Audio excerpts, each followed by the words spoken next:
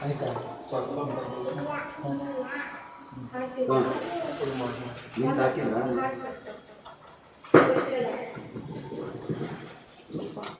ಸ್ವಲ್ಪ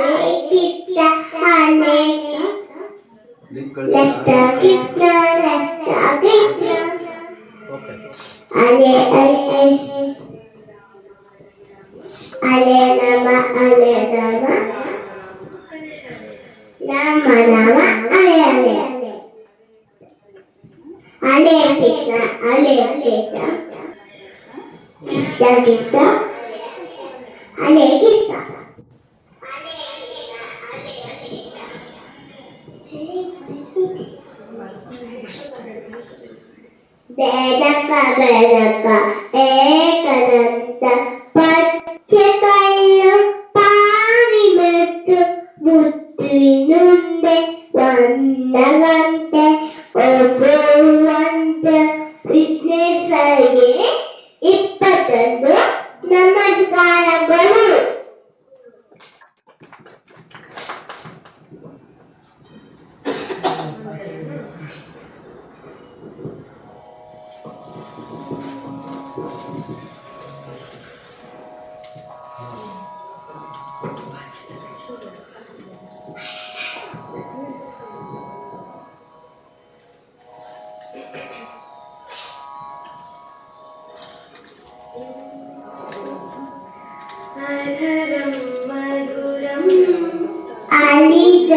അലിഗന്ധമുലനം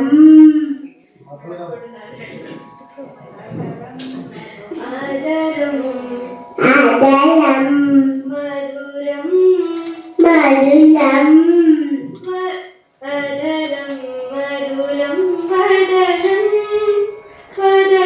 വദനം വദനം വദനം മധുരം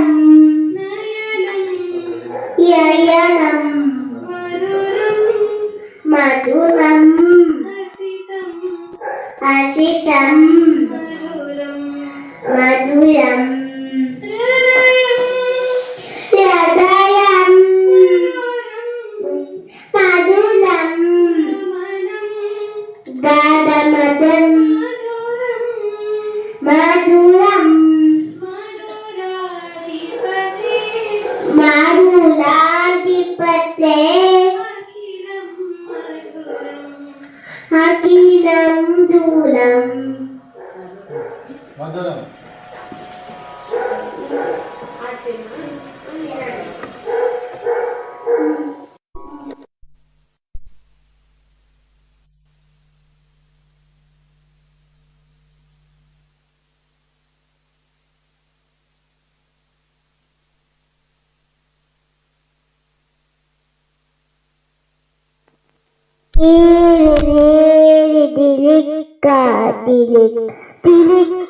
ಓಡಿ ಓಡಿ ಬಂದು ಒಳಗೆ ನೀರು ನೀರು ದಿಲಿಕ್ಕ ದಿಲಿಕ್ಕ ದಿಲಿಕ್ಕ ದಿಲಿಕ್ಕ ಎಂದು ದೀದಿ ಆಯಾನೆ ನಂಗ ದೀದಿ ಆಯಾನೆ ರಂಗ ದೀದಿ ಆಯಾನೆ ರಂಗ ದೀದಿ ಆಯಾನೆ ರಂಗ.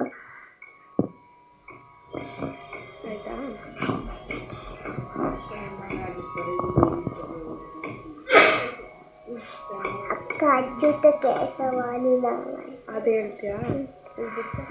ಅದ್ಭುತ ಕೇಶವಾಲಿನಾರಾಯಣ. ಮುಂದೆ ಜಲ್ದಿ ನೆನ್ಪಿಟ್ಕೊಳ್ಳಿ ಅಷ್ಟೇ. ಆತ್ಮಾರಾಮ ಆನಂದರಮಣ ಆತ್ಮಾನಮ ಆನಂದ ರಮಣ ಅಚ್ಯುತ ಕೇಶವ ಆಲಿನಾರಾಯಣ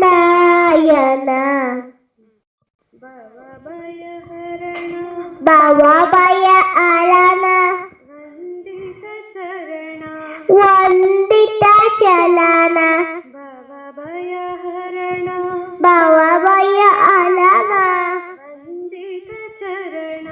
ವಂದಿತ ಚಲನ ಕುಲವೋಸನ ವಂದಿತ ಆದಿನಾಯಾಲಯ ನ್ಯಾಯಾಲಯ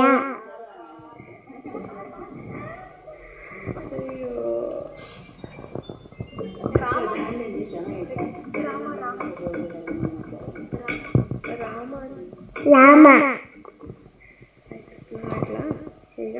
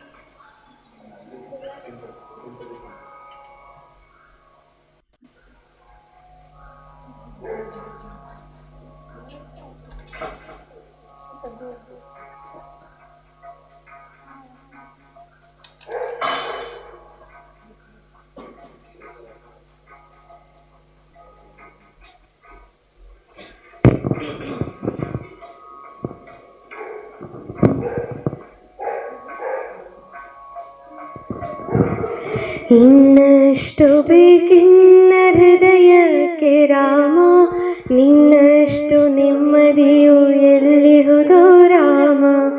ಇನ್ನಷ್ಟು ಬೇಕಿನ್ನ ಹೃದಯಕ್ಕೆ ರಾಮ, ನಿನ್ನಷ್ಟು ನೆಮ್ಮದಿಯು ಎಲ್ಲಿಹುದೋ ರಾಮ. ರಾಮ ರಾಮ ರಾಮ ರಾಮ.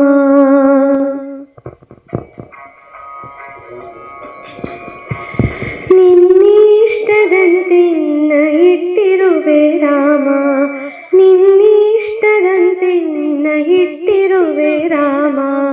ನನ್ನಿಷ್ಟದಂತೆಲ್ಲ ಕೊಟ್ಟಿರುವೆ ರಾಮ, ಕಷ್ಟಗಳ ಕೊಡಬೇಡ ಎನ್ನಲಾರೆ ರಾಮ.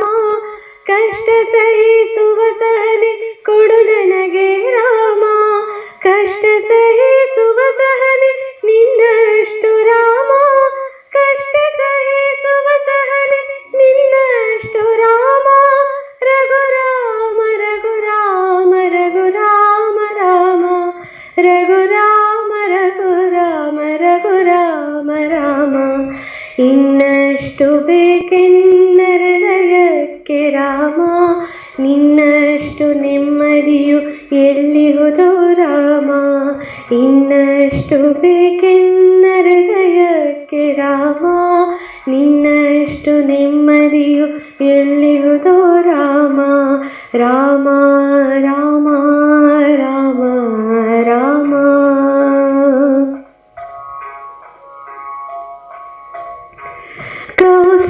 ಕೌಸಲ್ಯಾಗುವೆನು ಮಡಿಲಲಿರು ರಾಮ, ವೈದೇಹಿಯಾಗುವೆನು ಒಡನಾಡು ರಾಮ.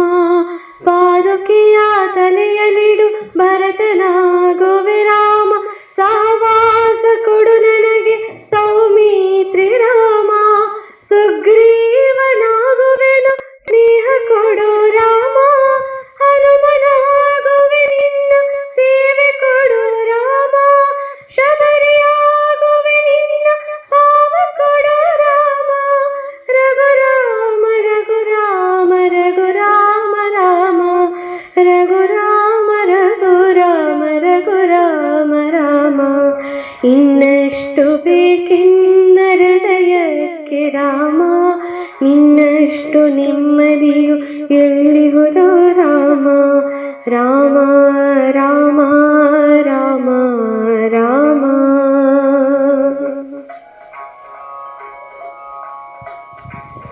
ರಾಮ ರಾಮ ರಾಮ ರಾಮ.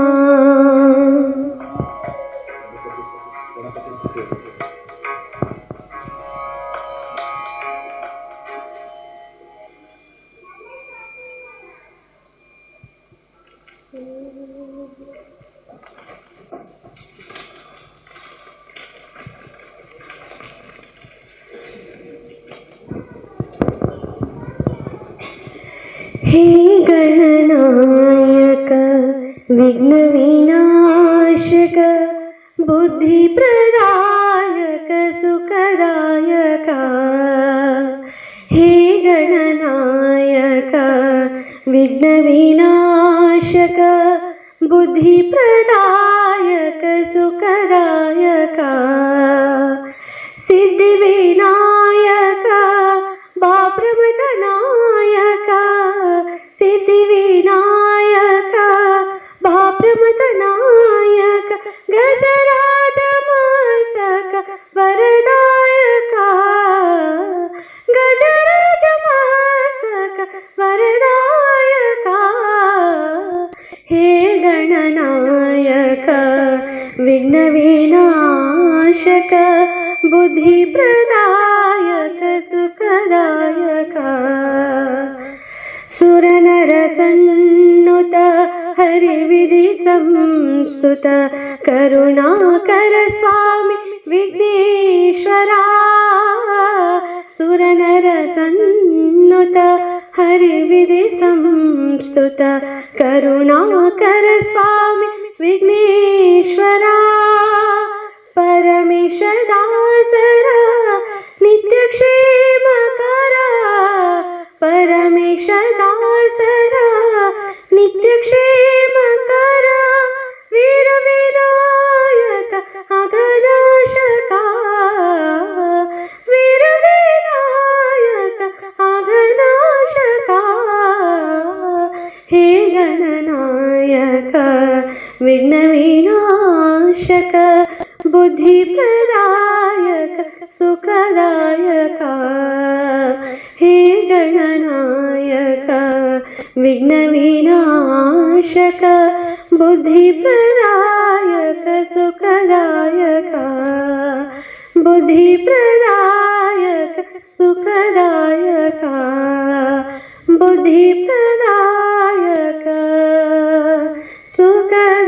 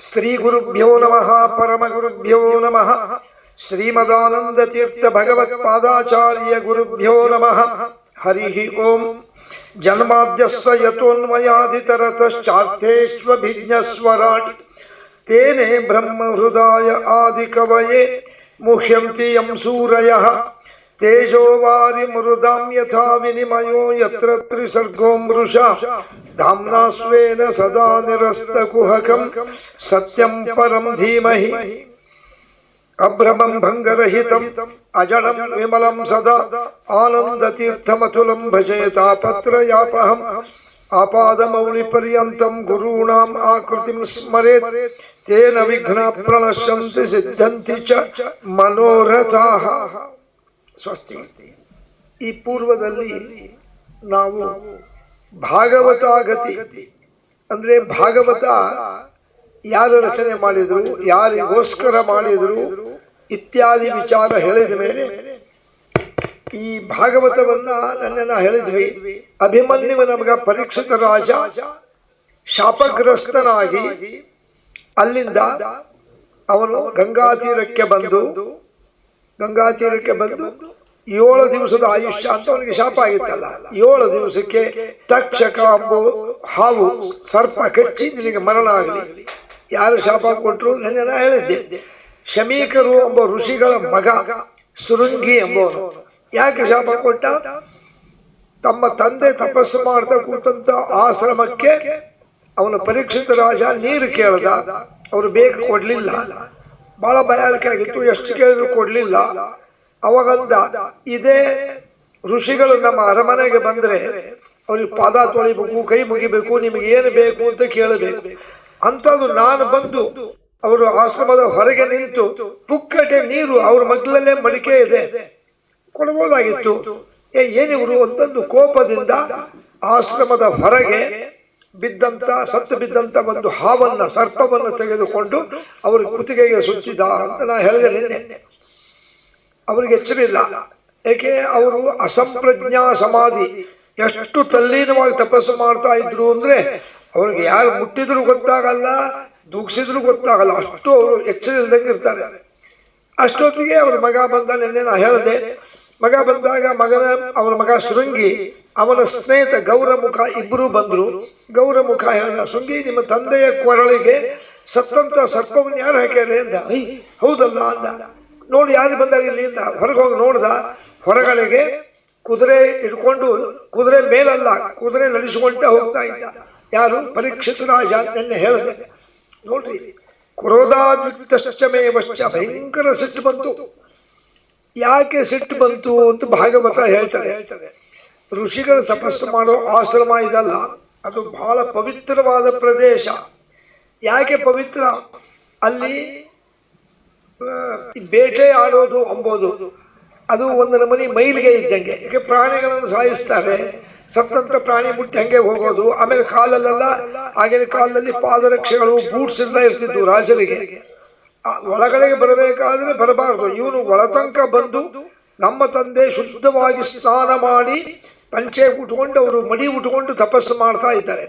ಅಂಥವರನ್ನ ಬೇಟೆಯಾಡಿ ಮೈಲಿಗೆಯಿಂದ ಬಂದಂತ ಒಬ್ಬ ವ್ಯಕ್ತಿ ರಾಜ, ಅವನು ರಾಜ ಇರಬಹುದು, ನಮ್ಮ ತಂದೆಯನ್ನು ಮುಟ್ಟಿದ. ಒಳಗೆ ಬಂದಿದ್ದು ಒಂದು ತಪ್ಪು, ನಮ್ಮ ತಂದೆಯನ್ನು ಮುಟ್ಟಿದ್ದು 2ನೇ ತಪ್ಪು, ಸತ್ತಂತ ಹಾವನ್ನ ಕೊರಳಿಗೆ ಹಾಕಿದ್ದು 3ನೇ ತಪ್ಪು ಅಂತ ಶಾಪ ಕೊಟ್ಟ. ನಾನು ನಿನ್ನೆ ಹೇಳಿದೆ, ಏನು ಶಾಪ ಕೊಟ್ಟ? ಸಪ್ತಮೇ ಹನಿ ಸಂಪ್ರಾಪ್ತೆ ತಕ್ಷಕೋ ನಾಮ ಸರ್ಪದೃಷ್ಟೋ ಮೃಯತ. ಇವತ್ತಿಗೆ ಮ್ರಿಯತ, ಸಂಸ್ಕೃತ ಮ್ರಿಯತ ಅಂದ್ರೆ ಮರಣ ಹೊಂದಲಿ. ಯಾವಾಗ? ಇವತ್ತಿಗೆ 7 ದಿವಸಕ್ಕೆ ಸರಿಯಾಗಿ ತಕ್ಷಕ ಎಂಬುವಂತ ಸರ್ಪ ಕಚ್ಚಿ ಮರಣ ಹೊಂದಲಿ. ಕೊಟ್ಟು ಕೂಡಲೇ ಅಷ್ಟೊತ್ತಿಗೆ ಇವರಿಗೆ ಎಚ್ಚರಿಕೆ ಬಂತು ಅವ್ರ ತಂದೆಗೆ. ಕೊನೆಯ ಮಾತು ಕೇಳಿಸ್ತು, ಶೃಂಗಿ ನೀನು ಯಾರಿಗೆ ಶಾಪ ಕೊಟ್ಟಿ? ಅಪ್ಪ, ನಿನ್ನ ಕೊರಳಲ್ಲಿ ಹಾವು ಹಾಕ್ಯಾನಲ್ಲ ಆ ಪರೀಕ್ಷಿತ ರಾಜ, ಅಭಿಮನ್ಯುವಿನ ಮಗ. ಅವರೊಂದು ಕಿಮತ್ರಂ ಶಪ್ತವಾನ್ ಪುತ್ರ, ಅಲ್ಲೂ ಅವ್ರು ಯಾಕೆ ಶಾಪ ಕೊಟ್ಟು? ಎಂತ ಮೂರ್ಖ ನೀನು, ಬಹಳ ತಪ್ಪು ಮಾಡಿಬಿಟ್ಟಿ. ಯಾಕೆ? ನೋಡ್ರಿ, ಭಾಗವತ ಎಚ್ಚರಿಕೆ ಕೊಡ್ತದೆ. ಏನು? ನಮಗೆ ಯಾರು ಎಷ್ಟೇ ತೊಂದರೆ ಮಾಡಲಿ ನಮ್ಮಲ್ಲಿ ಸಹನೆ ಇರಬೇಕು. ನಿಮಗೆ ಈಗ ಒಂದು ಶಾಪ, ಈಗ ನಮ್ಮ ಕೊರಳಿಗೆ ಹಾಕಿದ್ನಲ್ಪ, ನನಗೇನು ತೊಂದರೆ? ತೆಗೆದಾಗ್ತೀನಿ. ನಮಗೇನಾಗಬೇಕಾಗಿದೆ? ಯಾಕೆ? ಯೋಗಿಗಳಿಗೆ, ಜ್ಞಾನಿಗಳಿಗೆ, ಪಂಡಿತರಿಗೆ, ವಿದ್ವಾಂಸರಿಗೆ, ವಿಶೇಷ ಬ್ರಾಹ್ಮಣರಿಗೆ ತಾಳ್ಮೆ ಇರಬೇಕು. ಅದಕ್ಕೆ ಸಂಸ್ಕೃತದಲ್ಲಿ ತಿತಿಕ್ಷಾ ಅಂತಾರೆ. ಎಷ್ಟು ತಾಳ್ಮೆ ಇರಬೇಕು ಗೊತ್ತೇ? ನೀನು ಬೈಲಿ, ಹೊಡಿಲಿ, ಅಥವಾ ನನಗೆ ಅವಮಾನ ಮಾಡಲಿ, ನಾವು ಅವರಿಗೆ ಪ್ರತಿಯಾಗಿ ಶಾಪ ಕೊಡಬಾರ್ದು. ಯಾಕೆ ತವ ಶಾಪೋ ನಾನ್ ಋತೋ ಭೂಯಾತ್ ಇತಿ ವೇದ ವಿಧೋ ವಿದು, ನಿನ್ನ ಶಾಪ ಸುಳ್ಳಾಗುವುದಿಲ್ಲ. ಅದಕ್ಕೆ ನಮ್ಮಲ್ಲಿ ಒಂದು ಮಾತಿದೆ, ಏನು ಅಂದರೆ, ನಮ್ಮ ನೆನ್ನೆ ಹೇಳಿದ್ದೆ, ಇಲ್ಲಿ ಸೋದೆ ಒಳಗೆ ಸೋಂದ ಅಂತಿದೆ, ಅಲ್ಲಿ ವಾದರಾಜ ಸ್ವಾಮಿಗಳ ವೃಂದಾವನ. ಅವರು ಇದ್ದಾಗ ಒಂದು ಪದ್ಯ ಬರೆದಾರೆ, ಮನುಷ್ಯನಿಗೆ ಎಷ್ಟು ತಾಳ್ತಾನೆ ಅಷ್ಟು ಬಾಳ್ತಾನೆ. ಅದಕ್ಕೆ ಒಂದು ಗಾದೆ ಮಾತಿದೆ ನೋಡ್ರಿ, ತಾಳಿದವನು ಬಾಳಿಯಾನು. ಅವರೊಂದು ಮಾತು ಪದ್ಯದಲ್ಲಿ ಹೇಳ್ತಾರೆ, ಏನು? ದುಷ್ಟ ಮನುಜರು ನುಡಿವ ನಿಷ್ಠುರದ ನುಡಿ ತಾಳು, ಕಷ್ಟ ಬಂದರೆ ತಾಳು ಕಂಗೆಡದೆ ತಾಳು, ಕಟ್ಟು ಬುತ್ತಿಯ ಮುಂದೆ ಉಣಲುಂಟು ತಾಳು, ನಟ ಸಸಿ ಫಲ ಬರುವ ತನಕ ಶಾಂತಿಯ ತಾಳು, ತಾಳುವಿಕೆಗಿಂತನ್ಯ ತಪವು ಇಲ್ಲ, ಕೇಳಬಲ್ಲವರಿಗೆ ನಾನು ಪೇಳುವೆನು ಸ್ವಲ್ಲ. ಯಾರು ತಾಳ್ತಾರೆ ಅವ್ರ ಮುಂದೆ ಸುಖ ಪಡ್ತಾ ಇರ್ತಾರೆ. ಈ ಪ್ರಪಂಚದಲ್ಲಿ ಈ ವಾದರಾಜ ಸ್ವಾಮಿಗಳ ಈ ಮಾತನ್ನ ಚೆನ್ನಾಗಿ ಅರ್ಥ ಮಾಡಿಕೊಂಡ್ರೆ ಯಾರ ಮನೆಯಲ್ಲೂ ಜಗಳನೇ ಆಗಲ್ಲ. ನಾವು ನೋಡ್ತೀವಿ, ಹೊಸದಾಗಿ ಮದುವೆಯಾಗಿ ಕನ್ಯೆ ಬಂದಿರ್ತಾಳೆ, ಹುಡುಗಿ ನವವಧು ಎಲ್ಲಿ ಬಂದಿರ್ತಾಳೆ, ಗಂಡನ ಮನೆಗೆ ಬಂದಾಗ ಸಹಜವಾಗಿ ಅತ್ತೆ ಅಂತ ಯಾರು ಇರ್ತಾರೆ ಅವ್ರ ಸ್ವಭಾವ ಏನಪ್ಪ, ಇವರು ಅವ್ರ ಮನೆಯಲ್ಲ, ಎಲ್ಲರ ಮನೆಯಲ್ಲೂ ಅತ್ತೆಂದ್ರು. ಆ ಬಂದಂಥ ಹುಡುಗಿ ನಮಗೆ ಅಡ್ಜಸ್ಟ್ ಮಾಡ್ಕೊಂಡಿರಬೇಕು. ಅವಳೇನು ತಪ್ಪು ಮಾಡಿದರೆ ಒಂದು ಸ್ವಲ್ಪ ಬೈತಾಳೆ. ಬೈದಾಗ ಸೊಸೆ ಆದವಳು ಏನು ಮಾಡಬೇಕು, ಹೋಲ್ಬಿಡು, ನಮ್ಮ ಅತ್ತೆ ಅಲ್ಲ ತಾಯಿ ಇದ್ದಂಗೆ, ಬೈಲಿ ಅಂದ್ಬಿಟ್ಟು ಜಗಳನೇ ಇಲ್ಲ. ಇದನ್ನು ಯಾರೂ ಮಾಡಲ್ಲ. ನಾನು ಹೊಸದಾಗಿ ಬಂದಿನಿ, ನನಗೆ ಬೈತಿರಲ್ಲ ನೀವು, ನೀವೇನು ಸಹಜ ಅಂತೂ ಸೊಸೆ ಅತ್ತೆ ಬೈತಾಳೆ. ಅತ್ತೆ ಸೊಸೆಗೆ ಒಬ್ರಿಗೊಬ್ರು ಕೊನೆಗೆ ಎಲ್ಲಿಗೆ ಬರ್ತದೆ ರಿಸಲ್ಟು ಅಂದರೆ ಹೇಳ್ಬಿಡ್ತಾಳೆ ಒಂದು ದಿವಸ ರಾತ್ರಿ, ನೋಡ್ರಿ ಯಾಕೋ ನಿಮ್ಮ ತಾಯಿಗೂ ನನಗೂ ಸರಿ ಹೋಗ್ತಿಲ್ಲ, ನಾವು ಬೇರೆ ಮನೆ ಮಾಡೋಣ. ಅಲ್ಲ, ಇವತ್ತು ಪ್ರಪಂಚದಲ್ಲಿ ಭಾಗವತ ಎಚ್ಚರಿಕೆ ಕೊಡ್ತದೆ. ವಾದರಾಜ ಸ್ವಾಮಿಗಳು ಹೇಳ್ಯಾರೆ, ಆ ಋಷಿಗಳೇನಂದ್ರು, ನನಗೆ ಸ್ವಲ್ಪ ಹಾವನ್ನು ಹಾಕ್ಯಾನೆ, ಅವನಿಗೆ ಶಾಪ ಕೊಡುವುದ್ರೇನು, ಯಾಕೆ ಕೊಟ್ಟಿ ಎಂದು ಹೇಳಿದ್ರು. ನಮ್ಮಲ್ಲಿ ತಿತಿಕ್ಷಾ ಇರಬೇಕು. ಯಾವ ಮಟ್ಟದ ತಿತಿಕ್ಷಾ ಸಹನೆ ಇರಬೇಕು ಅಂದರೆ, ನಮಗೆ ಏನಾದರೂ ಮಾಡಲಿ ಅದಕ್ಕೆ ಗಮನ ಕೊಡಬಾರ್ದು. ನಮಗೇನಾಗ್ತದೆ ಅವನಲ್ಲಿ, ಈಗ ಸೊಸೆಗೆ ಅತ್ತೆ ಬೈದಾಗ ಬೈದಿದ್ದಷ್ಟೇ ಕಾಣಿಸ್ತದೆ, ಆದರೆ ಅವ್ರು ಯಾಕೆ ಬೈದಾನೆ, ಏನು ಹಿನ್ನೆಲೆ, ಅದನ್ನು ಯಾರೂ ನೋಡೋದೇ ಇಲ್ಲ. ಅಥವಾ ಸೊಸೆನೇ ಅತ್ತೆಗೇನೋ ಒಂದು ಮಾತಾಡೋದು, ಅತ್ತೆನೋ ಅದನ್ನು ದೀರ್ಘಕ್ಕೆ ಒಯ್ಯಬಾರ್ದು, ಹೋಗ್ಬಿಡು ನನ್ನ ಮಗಳೇ ಅಂದಿದ್ದು ನಾ ಸುಮ್ಮನೆ ಇರ್ತಿದ್ನೋ ಇಲ್ಲೋ. ಹಾಗೆ ತಾಳ್ಮೆ ಎಂಬುದು ಎಚ್ಚರಿಕೆ ಕೊಡ್ತದೆ ಭಾಗವತ. ಅದಕ್ಕೆ ತಿತಿಕ್ಷಾ ಅಂತ ಹೆಸರು. ಅದಕ್ಕೆ ಭಾಗವತದಲ್ಲಿ ಹೇಳ್ತಾರೆ, ತಿತಿಕ್ಷ ಎಷ್ಟರ ಮಟ್ಟಿಗೆ ಇರಬೇಕು ಅಂದರೆ, ನಮ್ಮ ಸಂಬಂಧಿಕರು ಅಥವಾ ನಮಗೆ ಬೇಕಾದವರು ನಮಗೆ ಭಾಳ ತೊಂದರೆ ಕೊಡ್ತಿರ್ತಾರೆ. ಎಷ್ಟು ತೊಂದರೆ ಕೊಡ್ತಾರಪ್ಪ ಅವರು ಅಂದರೆ, ಹೋದಲ್ಲೆಲ್ಲ ನಮಗೆ ಅವಮಾನ ಮಾಡೋದು, ಅಥವಾ ನಾವೇನೋ ಒಂದು ಕೆಲಸ ಮಾಡ್ತಿರ್ತೀವಿ, ಮ್ಯಾಲೆ ನಾವು ಚಾರಿಯಲ್ಲಿ ನಮ್ಮ ಕೆಲಸ ಬಿಡೋಂಗೆ ಮಾಡೋದು, ಕೆಲಸ ತೆಗಿಯೋಂಗೆ ಮಾಡೋದು, ಅಥವಾ ನಮಗೆ ಅವಮಾನ ಮಾಡೋದು, ನಮಗೆ ಯಾರು ಮಾತಾಡಿಸ್ದಂಗೆ ಮಾಡೋದು, ನಮಗೆ ಯಾರು ಸಹಕಾರ ಕೊಡ್ದಂಗೆ ಮಾಡೋದು, ನಾವೆಲ್ಲ ಕಷ್ಟಪಟ್ಟು ಒದ್ದಾಡಿ ಕಣ್ಣೀರು ಹಾಕುವಾಗ ಮಾಡ್ತಾರೆ. ಭಾಗವತ ಹೇಳ್ತದೆ, ಅಷ್ಟು ತೊಂದರೆ ಕೊಟ್ಟಿರ್ತಾರಲ್ಲ ಅವರಿಗೆ ನಾವು ಕನಸಿನಲ್ಲೂ ಕೆಟ್ಟದ್ದು ಬಯಸಬಾರ್ದು. ಅವರಿಗೆ ಹೋಗ್ಬಿಡು ಪಾಪ, ನಾನು ಯಾವುದೋ ಜನ್ಮದಲ್ಲಿ ಯಾರಿಗೋ ಭಾಳ ತೊಂದರೆ ಕೊಟ್ಟಿದ್ದೋ ಏನೋ, ಅದಕ್ಕೆ ಈಗ ನನಗೆ ಅವ್ರು ತೊಂದರೆ ಕೊಡ್ತಾ ಇದ್ದಾರೆ ಇರಲಿ ಅಂತ ಒಂದು ಚೂರು ನೊಂದ್ಕೋಬಾರ್ದು, ಅವ್ರಿಗೆ ಶಾಪ ಕೊಡಬಾರ್ದು, ಇರ್ಬಿಡು ಹೋಗಿ. ಅದಕ್ಕೆ ನಮ್ಮ ದಾಸರೊಬ್ಬರು ಒಂದು ಪದ್ಯ ಮಾಡ್ಯಾರ, ಭಾಳ ಅರ್ಥ ಇದೆ ಅದು. ಅದನ್ನು ಕೇಳಿದ ಕಣ್ಣಲ್ಲಿ ನೀರು ಬರ್ತದೆ. ಕನಕದಾಸರು ಮಾಡ್ಯಾರ, ನಾನು ಕನಕ ಜಯಂತಿ ಮಾಡ್ತಾರಲ್ಲ, ಕನಕದಾಸರು ಮಾಡಿದ ಪದ್ಯ. ಒಂದು ನೆವದಿಂದ ಎನ್ನ ಕಾಡಿದವರಿಗೆ, ಹೊನ್ನು ಹೆಣ್ಣು ಗಂಡು ಮಕ್ಕಳು ಆಗಲಿ ಅವರಿಗೆ, ಕಂದಿ ಕುಂದಿಯನ್ನ ಬಾಧೆ ಬಡಿಸುವರಿಗೆ, ಕನ್ಯಾದಾನದ ಫಲವು ಬಂದು ತಟ್ಟಲಿ ಅವರಿಗೆ, ಏನು ಒಲ್ಲೆ ಹರಿಯೇ ನಿನ್ನ ತುತಿಸಿ ಕೇಳುವುದು, ಜ್ಞಾನ ಭಕುತಿ ಒಂದೇ ಕೋಡು ಅದೇ ದೊಡ್ಡದು, ಹಿಂದೆ ನನ್ನ ಬೈದವರೆಲ್ಲ ಚಂದಾಗಿ ಇರಲಿ, ಮುಂದೆ ನನ್ನ ಬೈಯುವರೆಲ್ಲ ಅಂದಣವೇರಲಿ, ಕುಂದು ಇಟ್ಟವರೆಲ್ಲ ಕುದುರೆ ಕಟ್ಟಿ ಬಾಳಲಿ, ಬಂಧು ಒದ್ದವರಿಗೆ ಭತ್ತದ ಗದ್ದೆ ಬೆಳೆಯಲಿ ಕಣ್ಣ ನೀರು ಬರ್ತದಲ್ರಿ ಅಲ್ಲ ಎಷ್ಟು ಎಷ್ಟು ತಾಳ್ಮೆ ಇರಬೇಕು ಅಂತ ಕನಕದಾಸರು ಕೊನೆಗೆ ಹೇಳ್ಬಿಟ್ರು ಜನರೊಳಗೆ ಮಾನ ಭಂಗ ಮಾಡಿದವರಿಗೆ ಜೇನು ತುಪ್ಪ ಸಕ್ಕರೆ ಊಟ ಆಗಲಿ ಅವರಿಗೆ. ನೋಡಿ ಎಷ್ಟು ಎಂಥ ವೈರಾಗ್ಯ ಕನಕದಾಸರಿಗೆ. ಅವರು ಕೆಟ್ಟದ್ದಾಗಲಿ ಅನ್ನಲಿಲ್ಲ, ಒಳ್ಳೇದಾಗಲಿ. ಯಾಕೆ ನಾವು ಯಾವ ಜನ್ಮದಲ್ಲಿ ಯಾರಿಗೆ ಮನಸ್ಸು ನಾವು ಮಾಡಿದ್ದೋ ನಮಗಾಗಿದೆ. ಇದೇ ಮಾತೆ ಶಮೀಕರು ಹೇಳ್ತಾರೆ ಶೃಂಗಿಗೆ, ಕಿಮತ್ರಂ ಶಪ್ತವಾನ್ ಪುತ್ರ. ಅವನು ತಪ್ಪೇ ಮಾಡಿರಬಹುದು, ನೀವು ಶಾಪ ಕೊಡಬಾರ್ದಾಗಿತ್ತು. ಈಗ ರಾಜ ಸತ್ತು ಹೋದರೆ ಅರಾಜಕತೆ ಆಗಿಬಿಡ್ತದೆ, ದೇಶದಲ್ಲಿ ರಕ್ಷಕರು ಇಲ್ದಂಗೆ ಆಗ್ತದೆ. ಆಯ್ತಪ್ಪ ಮತ್ತು ಅವನು ಹೇಳಿ ಕಳಿಸು ಅಂತ ನಿನ್ನೆ ನಾ ಹೇಳಿದೆ. ಆ ಗೌರವಕ ಓಡ್ ಹೋದ, ಅವನು ನಡ್ಕೊಂಡು ಹೋಗ್ತಿದ್ದ. ಪರೀಕ್ಷಿತ ರಾಜರೇ ನಿಲ್ರಿ, ಏನಪ್ಪ ನೀವು ಋಷಿಗಳಿಗೆ ಕೊರಳಿಗೆ ಸತ್ತಂತ ಹಾವನ್ನು ಹಾಕಿದ್ರಲ್ಲ, ಅವರ ಮಗ ಸಿಟ್ಟಿನಿಂದ ನಿಮಗೆ ಶಾಪ ಕೊಟ್ಟ. ಹೌದಲ್ಪ, ಏನ್ ಶಾಪ? ಇನ್ನು 7 ದಿವಸಕ್ಕೆ ನೀವು ಸಾಯ್ತಾ, ನಿಮಗೆ 7 ದಿವಸದ ಆಯುಷ್ಯ, ಸರ್ಪ ಕಚ್ಚಿ ನೀವು ಮರಣ ಆಗ್ತದೆ. ಅವನು ಬೇಜಾರು ಮಾಡ್ಕೊಳ್ಳಿಲ್ರಿ, ಸಂತೋಷ ಪಟ್ಟ. ಯಾಕೆ ಗೊತ್ತಾ, ನಾನು ಸತ್ತಂತ ಹಾವನ್ನ ಕೊರಳಿಗೆ ಹಾಕಿ ಋಷಿಗಳಿಗೆ ಅವಮಾನ ಮಾಡೀನಿ. ಅವರು ನೊಂದ್ಕೊಂಡ್ರೆ, ಅವರು ಯೋಗಿಗಳು, ಋಷಿಗಳು, ಬ್ರಾಹ್ಮಣರು, ಅವರು ನೊಂದ್ಕೊಂಡ್ರೆ ನನ್ನ ವಂಶವೇ ನಿರ್ವಂಶ ಆಗ್ತದೆ. ಅದಕ್ಕೆ ನನಗೆ ಈಗೇ ಶಿಕ್ಷೆ ಆಗಲಿ, ಈಗೇ ನನಗೆ ಏನ್ರೆ ಒಂದು ತೊಂದರೆ ಆಗಲಿ ಅನ್ಕೊಂತ ಬರ್ತಿದ್ದ. ಅವನು ಬಂದು ಹೇಳಿದ ಕೂಡಲೇ ಹೌದಲ್ಲಪ್ಪ ನಂಗೆ ಸಂತೋಷ ಆಯ್ತಪ್ಪ, ನಂಗೇನು ಬೇಜಾರಿಲ್ಲ, ಮತ್ತೆ ಅವ್ನು ಹೇಳ್ಬಿಡು ನಾನು ಕ್ಷಮಿಸು.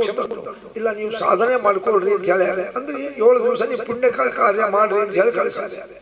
ಇಲ್ಲಿ ಒಂದು ಪ್ರಶ್ನೆ ಉದ್ಭವ ಆಗ್ತದೆ. ಒಬ್ಬರಿಗೆ ನಾವು ಮನಸ್ಸು ನೋವು ಮಾಡಿ, ಒಬ್ಬರಿಗೆ ತೊಂದರೆ ಕೊಟ್ಟು, ಒಬ್ಬರಿಗೆ ಮೋಸ ಮಾಡಿ, ಅಥವಾ ಒಬ್ಬರಿಗೆ ಅನ್ಯಾಯ ಮಾಡಿ, ಒಬ್ಬರಿಗೆ ಭಾಳ ತೊಂದರೆ ಮಾಡಿ ಸುಮ್ಮ ಕುತ್ಕೋಬಾರ್ರಿ. ಪಶ್ಚಾತ್ತಾಪ ಪಡಬೇಕು. ಅಯ್ಯೋ ನನ್ನಿಂದ ಎಂಥ ಕೆಲಸ ಆಗಿಬಿಡ್ತಲ್ಲ, ನನ್ನಿಂದ ಪಾಪ ಅವ್ರು ಎಷ್ಟು ನೊಂದ್ಕೊಂಡ್ರು. ಅದಕ್ಕೆ ನಾವೇನು ಮಾಡಬೇಕು, ನಮ್ಮಿಂದ ಪಾಪ ಕೆಲಸ ಆದಾಗ, ಪಾಪ ಘಟನೆ ಆದಾಗ, ನಮ್ಮಿಂದ ಕೆಟ್ಟ ಕೆಲಸ ಆದಾಗ ಅದಕ್ಕೆ ಪ್ರಾಯಶ್ಚಿತ್ತ ಮಾಡ್ಕೋಬೇಕು. ಅದಕ್ಕೊಂದು ಸಣ್ಣ ಉದಾಹರಣೆ. ನಾವು ಚಿಕ್ಕ ವಯಸ್ಸಿನಲ್ಲಿ ನಾವೆಲ್ಲ ಮುಂಚೆ ಎಂಪ್ಲಾಯ್ಮೆಂಟ್ ಕೆಲಸದಲ್ಲಿದ್ದಾಗ ನಾವು ಅಕೌಂಟ್ಸ್ ಆ್ಯಂಡ್ ಆಡಿಟ್ ಸೆಕ್ಷನ್ ಆಗಿದ್ವಿ. ಆಡಿಟ್ ಮಾಡಬೇಕಾದ್ರೆ ನಮ್ಮ ಮೇಲವರು ಪ್ರಹ್ಲಾದ್ ಅಂತ ಒಬ್ಬರಿದ್ರು, ಮೇಲೆ ಆಫೀಸರ್. ನಾವು ಆಡಿಟ್ ಮಾಡ್ತಾ ಒಂದು ಕಂಪನಿಗೆ ಹೋದಾಗ ಒಬ್ಬ ಹುಡುಗ ಕ್ಯಾಶಿಯರ್ ಇರ್ತಾರಲ್ಲ, ಕ್ಯಾಶಿಯರ್ ಬ್ಯಾಂಕ್ನಾಗ ಇರ್ತಾರಲ್ಲ, ಅದು ನಾವು ಹೋಗ್ಬೇಕಾದ್ರೆ ಹೇಳಿ ಹೋಗಲ್ಲ, ಸರಕಟ್ಟನೆ ಹೋಗ್ಬಿಡ್ತೀವಿ. ಹೋದ ಕೂಡಲೇ ನಾನು ನಮ್ಮ ಬಾಸು ಪ್ರಹ್ಲಾದ್ ಕೂತ್ಕೊಂಡು ಕ್ಯಾಶ್ ತೆಗೆಯಪ್ಪ ಅಷ್ಟು ಅಂದರು. ಅವನೆಲ್ಲ ಮುಂದೆ ತೆಗೆದಿಟ್ಟ ಡ್ರಾದಾಗಿದ್ದು ಇಬ್ಬರು ಎಣಿಸಿದ್ವಿ. ಎಷ್ಟು ಉದಾಹರಣೆಗೆ 10,000 ಇತ್ತದು. ಇವತ್ತು ಕ್ಯಾಶ್ ಎಷ್ಟು ಬಂದದೆ, ಎಷ್ಟು ಖರ್ಚು ಮಾಡಿ ಅದನ್ನು ನೋಡಿದರೆ ಕೇವಲ 10 ರೂಪಾಯಿ ಡಿಫರೆನ್ಸ್ ಇತ್ತು, ಜಾಸ್ತಿ ಇತ್ತು, ಕಡಿಮೆ ಅಲ್ಲ. 10,000 ಇರೋಲ್ಲಿ ಲೆಕ್ಕದ ಪ್ರಕಾರ 10,000 ಇರಬೇಕು, ಅಲ್ಲಿ 10,000 10 ರೂಪಾಯಿ ಇತ್ತು. ಯಾಕೆ 10 ರೂಪಾಯಿ ಜಾಸ್ತಿ ಇದೆ? ಇಲ್ಲ, ಏನೋ ಪ್ರಸಂಗ ಬಂದಾಗ ನಂದೇ ಇಟ್ಟಿದ್ದೆ, ಹಂಗಿಡಬಾರ್ದು. ನೀನು ಕಂಪನಿಯ ಸಂಬಂಧಪಟ್ಟ ದುಡ್ಡಿನ ಜೊತೆ ನೀನು ಸೇರಿಸಬಾರ್ದು, ಇರಲಿ. ಈಗ ನಾವು ರಿಪೋರ್ಟ್ ಅಂತೂ ಕೊಡ್ತೀವಿ ಅಂತಂದು ಅದನ್ನು ಮೇಲ್ನವ್ರಿಗೆ ಅವ್ರು ರಿಪೋರ್ಟ್ ಬರೆದ್ರು, ನಮ್ಮ ಪ್ರಹ್ಲಾದರಾವ್. ಇಲ್ಲ, ಕ್ಯಾಶ್ ಚೆಕ್ ಮಾಡಿದಾಗ 10 ರೂಪಾಯಿ ಜಾಸ್ತಿ ಇದೆ, ಅವನು ತಂದು ಸ್ವಂತ ಇಟ್ಟಿನಿ ಅಂತ ಹೇಳ್ತಾನೆ. ಆದರೂ ಇದು ನಮ್ಮ ಕಂಪನಿ ರೂಲ್ಸ್ ಪ್ರಕಾರ, ಆಡಿಟ್ ರೂಲ್ಸ್ ಪ್ರಕಾರ ತಪ್ಪಾಗ್ತದೆ. ರಿಪೋರ್ಟ್ ಅಂತೂ ಕೊಟ್ಟಿವಿ, ಅವನ ಮೇಲೆ ಏನು ಕ್ರಮ ತಗೊಳ್ತೇವೆ ನೋಡ್ರಿ. ಅವ್ರ ಮೇಲಾಧಿಕಾರಿಗಳು ಯಾವ ಸಿಟ್ನಾಗಿದ್ರು ಏನೋ ಆ ಕ್ಯಾಶಿಯರ್ ಸಸ್ಪೆಂಡ್ ಮಾಡಿಬಿಟ್ರು, ಕೆಲಸ ತೆಗೆದುಬಿಟ್ರು. ಆಗಿನ ಕಾಲದಲ್ಲಿ ನೋಡ್ರಿ ಕೆಲಸ ಭಾಳ ಕಷ್ಟ ಸಿಗೋದು. ಅವನು ಇವ್ರಿಗೆ ಗೊತ್ತಿಲ್ಲ ಪ್ರಹ್ಲಾದರಾವ್ಗೆ. ನಾವು ಕೆಲಸ ಮುಗಿಸ್ಕೊಂಡು ಮನೆಗೆ ಹೋದ್ವಿ. ಅವ್ನು ರಾತ್ರಿ ಪ್ರಹ್ಲಾದರಾವ್ ಮನೆಗೆ ಹೋಗ್ಯಾನ. 10 ರೂಪಾಯಿ ಜಾಸ್ತಿ ಇದ್ದಾಗ ನೀವು ಅದು ಬಿಟ್ಟು ಬಿಡ್ಬೋದಾಗಿತ್ತು, ನೀವು ರಿಪೋರ್ಟ್ ಕೊಟ್ಟಿದ್ದು ನಾವು ಸಸ್ಪೆಂಡ್ ಮಾಡಿದ ಕೆಲಸ. ಹೌದಾ? ಹಳ್ಳಿ ಕಟ್ಬಿಟ್ಟು ಅವ್ರ ಮುಂದೆ ಅವರು ಪ್ರಹ್ಲಾದರಾವ್ ಎಂಬವರು ಬ್ರಾಹ್ಮಣರು, ಅವ್ರಿಗೆ ಕಣ್ಣಲ್ಲಿ ಏನು ಬಂದ್ಬಿಡ್ತು, ಎಂಥ ತಪ್ಪು ಮಾಡಿಬಿಟ್ಟೆ, ಎಂಥ ತಪ್ಪು ಮಾಡಿಬಿಟ್ಟೆ, ನಾನು ಯಾಕಾದ್ರೂ ರಿಪೋರ್ಟ್ ಕೊಟ್ಟೆ, ಪಾಪ ಅವ್ನು ಹೆಂಡತಿ ಮಕ್ಕಳಿದ್ದವನು, ನಾನು ಏನು ಮಾಡಿದ ಸಹ ಈಗ ಅಂತ. ಇಲ್ಲ, ಯೋಚನೆ ಮಾಡಬೇಡ ಅಂತ ಅವ್ರು ಏನು ಮಾಡಿದ್ರು, ಆಫೀಸಿಗೆ ಬಂದು ಬರೆದ್ರು, ರಜೆ ಹಾಕಿ ಬೆಂಗಳೂರಿಗೆ ಹೋದರು. ನಮ್ಮ ಪ್ರಹ್ಲಾದರಾವ್ ಹೋಗಿ ಅವ್ರು ಭಾಳ ಇನ್ಫ್ಲೂಯೆನ್ಸಲ್ ಪರ್ಸನ್. ಮೈಕೋ ಅಂತ ಒಂದು ಕಂಪನಿ ಈಗೂ ಇದೆ. ಆ ಮೈಕೋ ಕಂಪನಿಗೆ ಹೋಗಿ ಅಲ್ಲಿ ಮ್ಯಾನೇಜರ್ ಭೇಟಿ ಆದ. ಇವ್ರು ಆಡಿಟ್ರು ನೋಡಿ, ಬರೀ ಸಹ ದೂರ ಬಂದೀವಿ, ಏನೋ ನಾನು ಭಾಷೆಗೆ ಮಾತಾಡಲ್ಲ, ನಾನು 1 ಗಂಟೆ ಇರ್ತೀನಿ, ನಮ್ಮ ಹುಡುಗನಿಗೊಬ್ಬ ನೀವು ಕೆಲಸ ಮಾಡ್ಕೊಡು. ಅವನ ಕ್ಯಾಶಿಯರ್ ಒಂದು ಕಾರಣದಿಂದ ಬಿಟ್ಟಾಗ ಇಲ್ಲಿ ಕೊಡ್ಬೋದು. ಹೌದಾ? ಯಾವಾಗ ಈ ವಾರದಲ್ಲೇ ಕೊಡಬೇಕು, ಏನೋ ಒಂದು ಮಾಡಬೇಕು. ಆಯ್ತು ಒಪ್ಪಿಕೊಂಡು ಅಲ್ಲೇ ಅಪಾಯಿಂಟ್ಮೆಂಟ್ ಆರ್ಡರ್ ತಗೊಂಡೇ ಬಂದ್ಬಿಟ್ರು. ದಿವಸ ಬಂದು ಹೇಳಿ ಕಳಿಸಿದ್ರು. ಅವರ ಹೆಸರು ರಾಧಾಕೃಷ್ಣ ಅಂತ ಹೇಳಿ ಕಳಿಸಿದ್ರು. ಏನು ಯೋಚನೆ ಮಾಡ್ಬೇಡಪ್ಪ, ಇಲ್ಲಿ ಎಷ್ಟು ಸಂಬಳ ಬರ್ತಿತ್ತು ನಿನಗೆ? ಒಂದು ಉದಾಹರಣೆ, ಇಲ್ಲ 5,000, ಅಲ್ಲಿ ನಿನಗೆ 8,000 ಬರ್ತದೆ. ಈ ಬೆಂಗಳೂರಿಗೆ ಹೋಗ್ಬೋದು. ಅವ್ರು ಕಾಲು ಹಿಡ್ಕೊಂಡ್ಬಿಟ್ಟ, ಎಂತ ಉಪಕಾರ ಮಾಡಿದ್ರಿ. ಇಲ್ಲಪ್ಪ, ನಾ ತಪ್ಪು ಮಾಡಿದ್ದೆ, ಅದಕ್ಕೆ ಪ್ರಾಯಶ್ಚಿತ್ತ ಮಾಡಿಕೊಂಡು. ಅದಕ್ಕೆ ನಾವು ಜೀವನದಲ್ಲಿ ತಪ್ಪು ಮಾಡಿ ಸುಮ್ ಕೂತ್ಕೋಬಾರ್ದು, ಪ್ರಾಯಶ್ಚಿತ್ತ. ಇವನೊಂದ ಪರೀಕ್ಷಿತ ರಾಜ ನನಗೆ ಬಹಳ ಸಂತೋಷ ಆಯ್ತು ಶಾಪ ಕೊಟ್ಟಿತ್ತು. ಯಾಕಂದರೆ ಶಾಪ ಕೊಟ್ಟಿದ್ದರಿಂದ ನನ್ನ ಪಾಪ ಇಲ್ಲೇ ಈಗ ಮಾಡಿದ ತಪ್ಪು ಈಗಲೇ ಶಿಕ್ಷೆ ಆಗಿಬಿಡ್ತು ನನಗೆ. ಇಲ್ಲದೆ ಹೋದ್ರೆ ನಾ ಪ್ರಾಯಶ್ಚಿತ್ತ ಮಾಡ್ಕೊಳ್ಳದೆ ಇದ್ದಿದ್ದೆ ಇನ್ನು 7 ದಿವಸ ನಾ ಮಾಡ್ಕೋತೀನಿ ಏನು ಅಂತ ನನಗೇನಾಗ್ತಿತ್ತು, ಅದು ಪಾಪ ಬೆನ್ನತ್ತಿ ಬರ್ತಿತ್ತು. ಬಂದು ಪಾಪ ಅಂದ್ರೆ ಅದು ಒಂದು ವಿಷದ ಗಿಡ ಇದ್ದಂಗೆ. ಅದಕ್ಕೆ ನಮ್ಮ ಕನಕದಾಸರು ಒಂದ್ ಕಡೆ ಹೇಳ್ತಾರೆ ನೋಡ್ರಿ, ಈಶನಿನ್ನ ಚರಣ ಭಜನೆ ಆಸೆಯಿಂದ ಮಾಡುವೆನು, ದೋಷ ರಾಶಿ ನಾಶ ಮಾಡು ಶ್ರೀಶ ಕೇಶವ. ನಮ್ಮ ಹಿಂದೆ ನಮ್ಮ ಪಾಪದ ಗುಡ್ಡ ಬಿದ್ದಿದೆ, ಅದು ಹಂಗೆ ಬಿಟ್ಕೊಂಡು ಹೋಗಿ ಬೆಳ್ಕೊಂತ ಹೋಗ್ತದೆ. ಅದು ಗುಡ್ಡ ಕರಗಬೇಕು, ನಮ್ಮ ಪಾಪ ಹೋಗಬೇಕು. ಅದಕ್ಕೆ ನಮ್ಮ ಶಾಸ್ತ್ರಕಾರರು ಒಂದು ಉದಾಹರಣೆ ಕೊಟ್ಟಾರೆ. ಎಷ್ಟು ಅರ್ಥಗರ್ಭಿತವಾದ ಉದಾಹರಣೆ ಗೊತ್ತಾ? ಒಬ್ಬ ಹೊಸದಾಗಿ ಮದುವೆ ಆಗಿತ್ತು ಒಬ್ಬನಿಗೆ. 1 ವರ್ಷ ಒಂದು ಹೆಣ್ಣು ಮಗು ಹುಡುಕ್ತು. ಡಾಕ್ಟರ್ ಫೋನ್ ಮಾಡಿದ್ರು, ನಿಮ್ಮ ಮನೆಯವರಿಗೆ ಡೆಲಿವರಿ ಆಯ್ತು, ಈಗ ಹೆಣ್ಣು ಮಗು ಹುಟ್ಟಿದೆ, ನೀವು ಬಂದು ಹೇಳ್ತೀನಿ ನೋಡ್ರಿ ಅಂತ ಕೇಳ್ತಾ ಇದ್ದಾರೆ.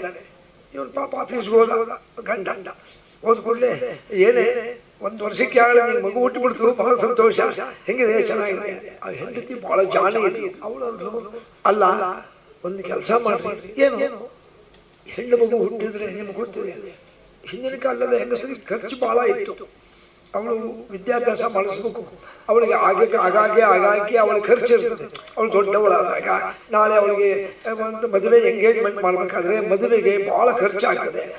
ಅವಳ ಹೆಸರು ನೆನಪಿರ್ತದೆ. ಮಗು ಹುಟ್ಟಿದ ದಿವಸ ಇವತ್ತೇ ಒಂದು ಯಾವ್ದಾರ ಹಣಕಾಸಿನ ಸಂಸ್ಥೆ, ಫೈನಾನ್ಷಿಯಲ್ ಇನ್ಸ್ಟಿಟ್ಯೂಷನ್ ಅಥವಾ ಬ್ಯಾಂಕಿನಾಗೆ ಅವಳ ಹೆಸರು ಒಂದು 10,000 ರೂಪಾಯಿ ಇಟ್ಟುಬಿಡಿ. ಹಿಂದೆ ನಿಮ್ಗೆ ಗೊತ್ತಿರ್ಬೋದು, ಈಗ ಒಂದು 10-15 ವರ್ಷ ಕೆಳಗೆ 4 ವರ್ಷಕ್ಕೊಮ್ಮೆ ಡಬಲ್ ಆಗ್ತಿತ್ತು. ನೀವು 5,000 ಆಯ್ತು, 4 ವರ್ಷಕ್ಕೆ 10,000 ಆಯ್ತು. ಅಂತ ಒಂದು ಕಂಪನಿ ಹೋಗಿ ದುಡ್ಡಿಟ್ಟು ಆಗಲಿ ಹೇಳ್ದ. ನಮ್ಮ ಮಗು ಹುಟ್ಟಿದ್ರಿ ಮೈಂದದ ಕಾರಡಿ ನನ್ನ ಹೆಸರನ್ನೇ ಇಡ್ರಿ ಬಿಟ್ಟರು. ಮತ್ತೆ ಹೋಗ್ಲೇ ಇಲ್ಲ. ಯಾವಾಗ ಹೋಗಿದ್ದ, ಇಲ್ಲ ನಿಮ್ಮ ಡಿಪಾಸಿಟ್ ಇದೆ. 5 ವರ್ಷ ಆಯ್ತು, 10 ವರ್ಷ ಆಯ್ತು, 15, ಹುಡುಗಿ ದೊಡ್ಡವಳಾದ್ರು, 20 ವರ್ಷ ಆಯ್ತು, 25 ವರ್ಷ ಆಯ್ತು ಹುಡುಗಿಗೆ. ಹೆಂಡತಿ ಅಂದ್ಲು, ಮತ್ತೆ ಅವಳಿಗೆ ಮದುವೆ ಫಿಕ್ಸ್ ಆಯ್ತು. ಅಲ್ರಿ ಮದುವೆ ಫಿಕ್ಸ್ ಆಗಿದೆ. ಹಿಂದೆ ಒಂದ್ಸತಿ ಮಗು ಹುಟ್ಟಿದಾಗ 10,000 ರೂಪಾಯಿ ಇಟ್ಟಿದ್ರಲ್ಲ, ಹೋಗಿ ಕೇಳ್ರಿ ಎಷ್ಟಾಗಿದೆ ಅದು. ಅದನ್ನ 20 ಆಗಿದೋ 30 ಆಗಿದೋ ಕೇಳ್ಕೊಂಡ್ಬರ್ರಿ. ಇಲ್ಲ ಹೋಗ್ತಿಲ್ಲ, ಬ್ಯಾಂಕಿಗೆ ಹೋದಾಗ ನಾನು ಯಾವಾಗ ಬಂದಾಗ ಎಷ್ಟಾಯ್ತು ಅಂತ ಕೇಳ್ತಿದ್ದಿಲ್ಲ. ನಾನು ದುಡ್ಡು ಇಟ್ಟಿದ್ದು ಎಷ್ಟಾಗಿದೆ, 25 ವರ್ಷದ ಕೆಳಗಿನ ಲೆಕ್ಚರ್ ತೆಗೆದ್ರು, ನೋಡಿದ್ರು 7,20,000 ರೂಪಾಯಿ ಆಗಿದೆ. 7,20,000 ಹೆಂಗೆ ಅಷ್ಟಂಗಾಯ್ತು. ಹೇಳ ನೀವು 10,000 ಆಯ್ತು, 4 ವರ್ಷಕ್ಕೆ 40,000, ಮತ್ 4 ವರ್ಷಕ್ಕೆ ಡಬಲ್ 80,000, ಮತ್ 4 ವರ್ಷಕ್ಕೆ 1,60,000 ಡಬಲ್, ಮತ್ 4 ವರ್ಷಕ್ಕೆ 3,20,000. ಅಲ್ಲಿಗೆ 20 ವರ್ಷ ಆದಾಗ 24 ವರ್ಷ, ಮತ್ 4 ವರ್ಷಕ್ಕೆ 6,60,000. ಈ 1 ವರ್ಷಕ್ಕೆ ಚಕ್ರ ಬಡ್ಡಿ ಸೇರಿ 7,20,000. ಹಬ್ಬ 10,000 ಇಟ್ಟರೆ 25 ವರ್ಷಕ್ಕೆ 7,20,000. ಯಾಕೆ ಈ ಉದಾಹರಣೆ ಹೇಳಿದೆ ಅಂದ್ರೆ, ನಮ್ಮ ಪಾಪವೂ ಅಷ್ಟೇ. ನಾವು ಪಾಪವನ್ನು ಮಾಡಿ ಪರಿಹಾರ ಮಾಡಿಕೊಳ್ಳದೆ ಹೋದರೆ ಪಾಪ ಬೆಳೆದು ಸಿಕ್ಕಾಪಟ್ಟೆಯಾಗಿ ಮನೆಗೆ ಬಿಲಿ ಒದ್ದಾಡಿ ಪ್ರಾಣ ಬೆಳಬೇಕು. ಅಲ್ಲಿ ಆ ಪಾಪದಿಂದ ಮೇಲೆ ನರಕದಲ್ಲೂ ಒದ್ದಾಡಬೇಕು. ಅದಕ್ಕೆ ನಮ್ಮಿಂದ ಪಾಪ ಅಂತ ಆದಾಗ, ಕೆಟ್ಟ ಕೆಲಸ ಆದಾಗ ತಕ್ಷಣ ಪ್ರಾಯಶ್ಚಿತ್ತ ಮಾಡ್ಕೋಬೇಕು. ಅದಕ್ಕೆ ಪರೀಕ್ಷಿತ ದುಃಖ ಪಡಲಿಲ್ಲ, ಸಂತೋಷ ಅಂತ ಬಂದು ಅವನು ಗಂಗಾ ತೀರದಲ್ಲಿ ಅನೇಕ ಋಷಿ ಮುನಿಗಳನ್ನು ಕರೆಸ್ತಾರೆ. ಯಾರ್ಯಾರು ಬಂದದಲ್ಲಿ ಜಾಬಾಲಿಶ್ಚ ತಥೋಶ್ಚ ದೂರ್ವಾಸೋ ಮುನಿಪುಂಗವ ನಾರದೋ ಅತ್ರಿಪೂರ್ವಶ್ಚ ವಸಿಷ್ಠೋ. ನಾರದರು, ವಸಿಷ್ಠರು, ಅಂಗಿರಸರು ಎಲ್ಲ ಋಷಿಗಳು, ಮತ್ತೆ ಪುಲಸ್ತರು, ಅಗಸ್ತ್ಯರು, ದೂರ್ವಾಸರು ಎಲ್ಲ ಋಷಿಗಳು ಬಂದು ಎಲ್ಲ ಕೂತಿದ್ದು. ಆಗ ನೋಡ್ರಿ, ಇವ್ರು ಹೇಳಿ ಕಳಿಸಿಲ್ಲ. ಪರೀಕ್ಷಿತರಾಗ ಶುಕಾಚಾರ್ಯ ಹೇಳಿ ಕಳಿಸಿಲ್ಲ. ನೋಡ್ರಿ, ಸ್ವೇಚ್ಛೆಯ ಆಗತ ಪೂರ್ವಂ ವೇಷಂ ತಾವಾಗಿ ಬಂದ್ರಪ್ಪ ಶುಕಾಚಾರ್ಯ. ನಿನ್ನೆ ಹೇಳಿದ ಶುಕಾಚಾರ್ಯ ಯಾರು ಅಂತ, ವೇದವ್ಯಾಸರ ಮಕ್ಕಳು. ಅವರು ಈಶ್ವರನ ಅವತಾರ ಅಂತ ಹೇಳಿದ್ದೆ ಬಂದರು. ಯಾವಾಗಲೂ ಅವರು ಮಹಾಜ್ಞಾನಿಗಳು ಬಂದು ವೇದಿಕೆ ಮೇಲೆ ಕೂತರು. ಎಲ್ಲ ಯಜ್ಞ ಯಾಕೆ ಶುಕಾಚಾರ್ಯರು ಈಶ್ವರನ ಅವತಾರ ಒಂದು ಮಹಾಜ್ಞಾನಿಗಳು ಭಾರಿ ನಿಷ್ಠ ಬಂದು ಕೂತ್ಕೊಳ್ಳೆ ಅಲ್ಲ ನೋಡ್ರಿ, ವಿನಾಕ್ವಾನಂ ಆಗತಾಂ ಪೂರ್ವಂ ಸ್ವಾಗತಂ ಚಕಾರ. ನಾನು ನಿಮಗೆ ಹೇಳಿ ಕಳಿಸ್ತಿದ್ರು, ನೀವು ನನ್ನ ಮೇಲೆ ದಯೆಯಿಂದ ಬಂದಿರಿ, ನಿಮಗೆ ದೀರ್ಘದಂಡ ನಮಸ್ಕಾರ. ಮೇಲ್ ಕೂಡಿ ಅಂತ ಅವ್ರ ಮೇಲೆ ಕೂಡಿಸಿ ಎಲ್ಲ ಋಷಿಗಳು ಕೂತಿದ್ರು. ಅವರ ಕೆಳಗೆ ಪರೀಕ್ಷೆ ಕೂತ್ಕೊಂಡು ಕೈ ಮುಗಿದು, ಸ್ವಾಮಿ ಸಪ್ತಮ ಪೂರ್ವಶ್ಚ ಮಮ ಆಲು ಪ್ರವರ್ಧತ, ನನಗೆ 7 ದಿವಸದ ಆಯುಷ್ಯ ಶಾಪ ಬಂದಿದೆ. ನಾನು ಏನು ಮಾಡಬೇಕು? ಕಿಂ ಕಾರ್ಯಂ ಅಕಾರ್ಯಂ, ನಾನು ಏನು ಮಾಡಬೇಕು, ಏನು ಜಪ ಮಾಡಬೇಕು, ಏನು ಧ್ಯಾನ ಮಾಡಬೇಕು, ಏನು ಮಾಡಬಾರದು, ಇದನ್ನು ಹೇಳ್ರಿ. ಈಗ ನಮ್ಮ ಮುಂದೆ ಮೊದಲೇ ಪ್ರಶ್ನೆ ಆಯಿತು. ಒಂದು ಪ್ರಶ್ನೆ ಕೇಳಿದ. ಈಗ ಇಲ್ಲಿ ಪರೀಕ್ಷಿತ ರಾಜನಿಗೆ ಶುಕಾಚಾರ್ಯ ಹೇಳೋ ಹೊತ್ತಿನಲ್ಲಿ ಅಲ್ಲಿ ಸೂತರು ಅಂತ ಋಷಿಗಳು ಕೂತಿದ್ರು ಅಂತ ಹೇಳಿದೆ. ಅವರು ನೈಮಿಷಾರಣ್ಯಕ್ಕೆ ಬಂದಾಗ ಬ್ರಾಹ್ಮಣರು ಶೌನಕ ಅದಕ್ಕೆ ಕೇಳಿದ್ರು, ನೀವು ಭಾಗವತ ಕೇಳ್ಕೊಂಡ್ ಬಂದ್ರಲ್ಲ, ಏನು ಹೇಳಿದ್ರಪ್ಪ?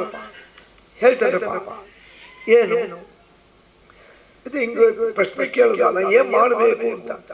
ಅಲ್ಲ ಸೂತನೆ, ನಮಗೊಂದು ಅನುಮಾನ ಇದೆ. ಶುಕಾಚಾರ್ಯರು ಕರೀದಿದ್ರು ಯಾಕೆ ಬಂದ್ರಪ್ಪ? ಅವ್ರಿಗೆ ಕರೆದಿದ್ರೆ ಬರ್ರಪ್ಪ, ನಮಗೇನು ಏನ್ ಧರ್ಮ ಹೇಳ್ರಿ ಅಂತ ಯಾಕೆ ಬಂದ್ರು ಅಂದ್ರೆ ಭಾಗವತ ಹೇಳ್ತದೆ, ಶುಕಾಚಾರ್ಯರು ಹಿಂದಿನ ಅವರ ಅವತಾರ ಯಾವುದು ಅಂದ್ರೆ ಮಹಾಭಾರತ ಅಶ್ವತ್ಥಾಮಾಚಾರ್ಯ. ಮಹಾಭಾರತ ಕೇಳಿದವರಿಗೆ ಗೊತ್ತಿದೆ. ಅಶ್ವತ್ಥಾಮ ಅಂತ ಒಬ್ಬರು ಮಹಾವೀರ, ಅವನು ದ್ರೋಣಾಚಾರ್ಯರ ಮಗ ಅಶ್ವತ್ಥಾಮ. ಇವರೆಲ್ಲರೂ ಕೌರವರ ಪಕ್ಷದಾಗಿದ್ದವರು. ದ್ರೋಣಾಚಾರ್ಯರು, ಭೀಷ್ಮಾಚಾರ್ಯರು, ಕೃಪಾಚಾರ್ಯರು, ಅಶ್ವತ್ಥಾಮ ಇವರೆಲ್ಲ ಕೌರವರ ಪಕ್ಷದಲ್ಲಿದ್ದು ಪಾಂಡವರ ವಿರುದ್ಧ ಯುದ್ಧ ಮಾಡಿದರು. ಅಲ್ಲ ಸರಿ, ಯುದ್ಧ ನಡೀತು. ಎಲ್ಲಿವರೆಗೂ? ದಿನಾನಿ ನೋಡ್ರಿ, 18 ದಿನಾನಶ್ಚ ಯುದ್ಧ ಕೃತ್ವಾ ನಿರಂತರ. 18 ದಿವಸ ಮಹಾಭಾರತದ ಯುದ್ಧ ನಡೆದಿದ್ದು. 18 ದಿವಸ. ಅದರಲ್ಲಿ ಮಹಾಯೋಧರು 18 ಜನನೇ. ಮಹಾಭಾರತದ 18 ಸಂಖ್ಯೆ ಬಹಳ ಇದೆ. 18 ಮಹಾಭಾರತ, 18 ಪರ್ವ. ಮಹಾಭಾರತ ಯುದ್ಧ ನಡೆದಿದ್ದು 18 ದಿವಸ. ಮಹಾಭಾರತ ಯುದ್ಧದ ಭೂಮಿಯಲ್ಲಿದ್ದಂಥ ಮಹಾವೀರರು 18 ಜನ. 18 ದಿವಸ. ಕೊನೆಗೆ ನಾನು ನಿನ್ನೆ ಒಂದು ಮಾತು ಹೇಳಿದೆ, ಅಮಾವಾಸ್ಯಾಂ ಅರ್ಧರಾತ್ರೋ ರಾಜ ದುರ್ಯೋಧನೋ ಹತಃ. ದುರ್ಯೋಧನ ಅಂಬೋನು ಇದೇ ಮಾರ್ಗಶೀರ್ಷ ಮಾಸ ಇವತ್ತೇ ಅಮಾವಾಸ್ಯೆ ರಾತ್ರಿ ಭೀಮನಿಗೂ ದುರ್ಯೋಧನಗೂ ಗದಾಯುದ್ಧ ಆಗಿ ಕೊನೆಗೆ ಕೃಷ್ಣನ ಒಂದು ಸಂಕೇತದಂತೆ ತೊಡೆಗೆ ಹೊಡೆದಾಗ ತೊಡೆ ಮುರಿದು ಕೆಳಗೆ ಬಿದ್ದ. ಇನ್ನೂ ಸಾಯಲಿಲ್ಲ, ಬಿಡಿ ಬದ್ದಾಡ್ತಿದ್ದ. ಅವನಿಗೆ ಪ್ರಾಣ ಇದ್ದಿದ್ದ ತೊಡೆಯಲ್ಲಿ. ಆಗ ಭೀಮ ಬಂದು, ದುರ್ಯೋಧನ ಅವತ್ತು ತುಂಬಿದ ಸಭೆ ಒಳಗೆ ನಮ್ಮ ಹೆಂಡತಿ ದ್ರೌಪದಿಗೆ ಏನಂದಿ ನೀನು? ಅವರೆಲ್ಲ ಹೇಳಿಗಳು, ಪಾಂಡವರು, ಅವ್ರ ಜೊತೆ ಯಾಕಿದ್ಯಾ, ಬಾ ತೊಡೆ ಮೇಲೆ ಕೂಡು ಅಂತ ತೊಡೆ ತೋರಿಸಿ ಬಂದು ಕೂತ್ಕೋ ಅಂತ. ಅದಕ್ಕೆ ತೊಡೆ ಮುರಿದಿದೆ. ಎರಡನೇದು, ತುಂಬಿದ ಸಭೆ ಒಳಗೆ ದ್ರೌಪದಿಯ ಸೀರೆಯನ್ನು ಎಳೆದು ಅವಮಾನ ಮಾಡ್ಲಿಕ್ಕೆ ಹೋದ್ರಿ. ಏನೋ ಕೃಷ್ಣನ ದಯೆಯಿಂದ ಏನಾಗಲಿಲ್ಲ. ಅದಕ್ಕೆ ನಿನಗೆ ತೊಡೆ ಮುರಿದಿ ಎಲ್ಲ ಹೇಳ್ದ. ಕಾಲಿಂದ ಎದೆ ಮೇಲೆ ಬಂದ ಧರ್ಮರಾಜ ಅಂತ. ಬೇಡಪ್ಪ, ಅವನು ಈಗಾಗ ಸಾಯೋಗಿದ್ದಾನೆ, ಸಾಕು, ಎಷ್ಟಾದರೂ ನಮ್ಮ ಸಹೋದರ ಹೊರಟು ಹೋಗಿಬಿಟ್ಟು. ಅವನು ಹೋದ ಮೇಲೆ ಸ್ವಲ್ಪತ್ತಿಗೆ ಏನಾಗಿದೆ, ಈ ದುರ್ಯೋಧನ ಸಾಯೋಕ್ಕಿಂತ ಮುಂಚೆ 3 ದಿವಸ ಮೊದಲೇ ಅಶ್ವತ್ಥಾಮನ ತಂದೆ ದ್ರೋಣಾಚಾರ್ಯರು ಅವರು ಯುದ್ಧದಲ್ಲಿ ಸತ್ತಿದ್ದರು. ಅದೆಲ್ಲ ಮಹಾಭಾರತ ಕಥೆ ಇರಲಿ. ನಮ್ಮಲ್ಲಿ ಒಂದು ಪದ್ಧತಿ ಇದೆ, ಸತ್ತ ಮೇಲೆ 3ನೇ ದಿವಸ ಅವರ ದಹನ ಆದಮೇಲೆ, ನಮ್ಮ ಬ್ರಾಹ್ಮಣರಲ್ಲಿ, ಕ್ಷತ್ರಿಯರಲ್ಲಿ, ಮರಾಠರಲ್ಲಿ ದಹನ ಮಾಡ್ತಾರೆ. ಸತ್ತ 3ನೇ ದಿವಸ ಅವರ ಮೂಳೆಗಳಲ್ಲ, ಅದಕ್ಕೆ ಅಸ್ಥಿ ಅಂತ ಸಂಸ್ಕೃತದಲ್ಲಿ, ಆ ಬೂದಿಗಳಿಂದ ತಗೊಂಡು ಅಸ್ಥಿ ತಗೊಂಡು ನದಿಯಲ್ಲಿ ವಿಸರ್ಜನೆ ಮಾಡಬಾರದು. ಹಂಗೆ ಅಶ್ವತ್ಥಾಮ ಅವರ ಅಪ್ಪ ತೀರ್ಕೊಂಡಿದ್ರು ದ್ರೋಣಾಚಾರ್ಯರು, ಅಸ್ಥಿ ವಿಸರ್ಜನೆ ಮಾಡಿ ಬರ್ತಿದ್ದ. ಅವನ ಜೊತೆಗೆ ಅವನ ಮಿತ್ರ ಅಂದ್ರೆ ಯುದ್ಧ ಭೂಮಿಯಲ್ಲಿ ಇದ್ದವನೇ ಅವನು ಕೃತವರ್ಮ ಅಂತ. ಅಶ್ವತ್ಥಾಮ ಕೃತವರ್ಮ ಇಬ್ರು ಹಸ್ತಿನಾಪುರಕ್ಕೆ ಬಂದಿದ್ರು. ಅಸ್ಥಿ ಸಂಚಯನ ಮಾಡ್ಕೊಂಡು ಬಂದು ರಾತ್ರಿ ಹೊತ್ತಾಯ್ತು. 9 ಗಂಟೆ ಆಗಿತ್ತು. ಯಾರೋ ಬಂದು, ಅಶ್ವತ್ಥಾಮ ಕೃತವರ್ಮ ನೀವು ಎಲ್ಲಿಂದ ಬಂದ್ರು? ಇಲ್ಲಪ್ಪ ನಮ್ಮ ತಂದೆ ಅಶ್ವತ್ಥನ ದ್ರೋಣಾಚಾರ್ಯ ಸೇರಿಕೊಂಡಿದ್ರು, ಅವರ ಅಸ್ಥಿ ಸಂಚಯನ ಮುಗಿಸಿ ನದಿಗಳು ಬರ್ತಾ ಇದ್ದೀವಿ, ನಿಮಗೆ ವಿಚಾರ ಗೊತ್ತಿದೆ ಏನು? ಅಲ್ಲಿ ಭೀಮಸೇನನಿಗೂ ದುರ್ಯೋಧನನಿಗೂ ಗದಾಯುದ್ಧ ನಡೀತಾ ಇದೆ. ಗದಾಯುದ್ಧ ಹೌದಾ? ಈಗ ನೀನು ಬೇಗ ಹೋದ್ರೆ ಒಳ್ಳೇದಾಗ್ಬೋದು. ಯಾಕಂದ್ರೆ ನೀನು ಹೋದರೆ ಈಗ ಭೀಮ ದುರ್ಯೋಧನ, ನೀನು ದುರ್ಯೋಧನ ಪಕ್ಷದಲ್ಲಿ ಹೆಂಗಿದ್ರು ಇದ್ದೆ ನಮ್ಮ ಪಕ್ಷದಲ್ಲಿ, ನೀ ದುರ್ಯೋಧನ ಹತ್ತು ನಿಂತು ನೀ ಯುದ್ಧ ಮಾಡಬಹುದು. ದುರ್ಯೋಧನ ಕೈ ಆಗಲಿದ್ದು ನೀ ಯುದ್ಧ ಮಾಡಿ ಭೀಮಸೇನ ಜೊತೆಗೆ, ನೀನು ಮಹಾವೀರ. ಇಬ್ರು ಓಡೋಡು ಬಂದ್ರು, ಅಲ್ಲೆಲ್ಲ ಓಡಿ ಓಡಿ ಓಡಿ ಬಂದ್ರು. ಅಷ್ಟೊತ್ತಿಗೆ ಏನಾಗಿದೆ, ಭೀಮಸೇನ ದುರ್ಯೋಧನನ ತೊಡೆ ಮುರಿದು ಬಿದ್ದಾನೆ. ದುರ್ಯೋಧನ ಯಾರೂ ಇದ್ದಿಲ್ಲ. ಅಪರಾತ್ರಿ ಕತ್ಲು ಗವಿ 12 ಗಂಟೆ. ಅದಕ್ಕೆ ಮತ್ತೆ ಅಮಾವಾಸ್ಯ ಅರ್ಧರಾತ್ರೋ ರಾಜ ದುರ್ಯೋಧನ ಪಾತಿತ. ಹೆಚ್ಚು ಕಡಿಮೆ 12:30 ರಾತ್ರಿ ಗದಾಯುದ್ಧದಲ್ಲಿ ಭೀಮಸೇನನಿಂದ ತಾಡಿಸಲ್ಪಟ್ಟು ಹೊಡೆಯಲ್ಪಟ್ಟು ತೊಡೆ ಮುರಿಕೊಂಡು ಕೆಳಬಿದ್ದಾನೆ. ಬಿರಿ ಬಿರಿ ಸತ್ತಿದ್ದಿಲ್ಲ, ಬದುಕಿದ್ದ, ಓಡಿ ಬಂದ. ಇಲ್ಲಿ ನೋಡ್ರಿ, ಈ ಭಾಗವತದೊಳಗೆ ಅಲ್ಲಲ್ಲಲ್ಲಿ ಪ್ರಶ್ನೆಗಳು ಬಹಳ. ಈಗ ಕುರುಕ್ಷೇತ್ರದಲ್ಲಿ ಯುದ್ಧ ನಡೆದಿದೆ. ಕುರುಕ್ಷೇತ್ರ ಸುಮ್ಮನೆ ಒಂದು ಹೈಸ್ಕೂಲ್ ಮೈದಾನ ಇದ್ದಂಗಲ್ಲ, ಸುಮಾರು 10 ಮೈಲಿ ಉದ್ದ, 10 ಮೈಲಿ ಅಗಲ, ಸಾವಿರಾರು ರಥಗಳು ಮುರಿದು ಬಿದ್ದಾವೆ, ಸಾವಿರಾರು ಸೈನಿಕರು, ಲಕ್ಷಾವಧಿ ಸೈನಿಕರು, ಕುದುರೆಗಳು, ಆನೆಗಳು ಸತ್ತು ಬಿದ್ದಾವೆ. ಅದು ಕೊನೆ ದಿವಸದ ಯುದ್ಧ. ದುರ್ಯೋಧನ ಸತ್ತಲ್ಲಿ ಬಿದ್ದ ಮುಗಿದಂಗೆ 18 ದಿವಸ. ಈಗ ಒಬ್ಬರು ಪ್ರಶ್ನೆ ಕೇಳಿದ್ದಾರೆ, ಅಲ್ಲಿ ದುರ್ಯೋಧನ ಎಲ್ಲಿ ಬಿದ್ದಾನೆ ಅಂತ ಹೆಂಗ್ ಗೊತ್ತಾಗ್ತದೆ? ಅಶ್ವತ್ಥಾಮನಿಗೆ ಅಲ್ರಿ ಒಬ್ಬರಿಬ್ಬರು ಹುಡುಕ್ಬೋದು, 100 ಜನ ಬಿದ್ದಿದ್ರು ಹುಡುಕ್ಬೋದು. ಲಕ್ಷಾವಧಿ 10-20 ಸಾವಿರ ಜನ, ಲಕ್ಷ ಜನ ಸೈನಿಕರು ಸತ್ತು ಬಿದ್ದಾರೆ. ಆನೆಗಳು, ಕುದುರೆಗಳು, ಒಂಟೆಗಳು, ರಥಗಳು ಮುರಿದು ಬಿದ್ದಾವೆ. ಹೆಂಗ್ ಹುಡುಕಿದ್ರಪ್ಪ ಅಂದರೆ ಅದಕ್ಕೆ ಉತ್ತರ ಹೇಳ್ತಾರೆ. ಹಿಂದಿನ ಕಾಲದಲ್ಲಿ ಯಾರು ಎಲ್ಲಿ ಬಿದ್ದಾರೆ ಅಂತ ಕಂಡುಹಿಡಿಬೇಕಾದ್ರೆ ಅವರು ಯಾವ ರಥ, ಆ ರಥದ ಮೇಲೆ ಬಾವುಟ, ಇಂಥ ಬಾವುಟ ಇಟ್ರೆ ಇಂಥ ಒಂದು ರಥ. ಅದಕ್ಕೆ ಕೃತವರ್ಮಂಗೆ ಹೇಳಿದ ಅಶ್ವತ್ಥಾಮ, ನೋಡು ಇಲ್ಲಿ ನಮ್ಮ ದುರ್ಯೋಧನ ರಥ ಹಾವಿನ ಚಿಹ್ನೆ, ಬಾವುಟದಲ್ಲಿ ಹಾವು ಇರ್ತದೆ. ಅರ್ಜುನನ ರಥದಲ್ಲಿ ಹನುಮಂತನ ಚಿಹ್ನೆ ಇರ್ತದೆ, ಹನುಮಧ್ವಜ. ಅಂದ್ರೆ ಕೃಷ್ಣಾರ್ಜುನರ ರಥದಲ್ಲಿ ಹನುಮಂತ ದೇವರ ಚಿತ್ರ ಇರ್ತದೆ, ಅದು ಅರ್ಜುನನ ರಥ. ಅವ್ರು ಹೋಗಿದ್ರಲ್ಲ, ಈಗ ಹಾವಿನ ಚಿಹ್ನೆ ಇರೋ ದುರ್ಯೋಧನ ಅಲ್ಲಿ ಕಾಣಿಸ್ತದೆ ಅಂತ ಓಡೋಡಿ ಬಂದ್ರು. ಓಡಿ ಬಂದು ನೋಡ್ತಾರೆ, ಆ ರಥದ ಹತ್ಲ ಕಡೆಗೆ ಬೈಲು ಅಲ್ಲಿ ಬಿಲಿ ಬಿಲಿ ಮಧ್ಯಾಹ್ನ ನೋಡಿ. ಸಮೀಪೋ ತಥೋಗತ್ವ ಅಶ್ವತ್ಥಾಮೋ ವಾಕ್ಯಮಬ್ರವೀ. ಹತ್ತಿರ ಬಂದ್ರು. ದುರ್ಯೋಧನ ಏನಿದು ಹಿಂಗಾಕಾಯ್ತು? ಇಲ್ಲ, ಭೀಮಸೇನ ತೊಳ್ಳೆ ಹೊಡೆದು ಬಿಟ್ಟ. ಅಯ್ಯೋ, ಹಾಗಾದ್ರೆ ನೀನು ಬೇಗ ಕರ್ಕೊಂಡು ನಿನಗೆ ಯಾವ್ದಾದ್ರು ವೈದ್ಯರಿಂದ ಕರ್ಕೊಂಡು ಹೋಗ್ತು. ಇಲ್ಲ, ನಾ ಬದುಕೋದಿಲ್ಲಪ್ಪ, ಆಯುಷ್ ಮುಗಿತು ಮುಗಿದಂಗೆ ನಾನು ಎಂತ ಕೆಲಸ. ಆದ್ರೆ ಅಶ್ವತ್ಥಾಮ, ನೀವೊಂದು ಸ್ವಲ್ಪ ಮುಂಚೆ ಬರಬೇಕಾಗಿತ್ತು. 1 ಗಂಟೆ ಮುಂಚೆ ಬಂದಿದ್ದರೆ ನೀನು ನನ್ನ ಪಕ್ಷದಲ್ಲಿ ಯುದ್ಧ ಮಾಡಿ ಗೆಲ್ಲಿಸಬಹುದಾಗಿತ್ತು. ನೀನು ತಡ ಮಾಡಿಬಿಟ್ಟು. ಇಲ್ಲ, ಸುಟ್ಟು ಬಂದ್ಬಿಟ್ರೆ ಅಶ್ವತ್ಥಾಮನಿಗೆ ಈಗಾದ್ರೂ ನಾ ಏನ್ ಮಾಡ್ಬೇಕು ಹೇಳು ಅಂತ ದುರ್ಯೋಧನ ಅಂದ. 2 ಕೆಲಸ ಮಾಡ ಸಾಕು.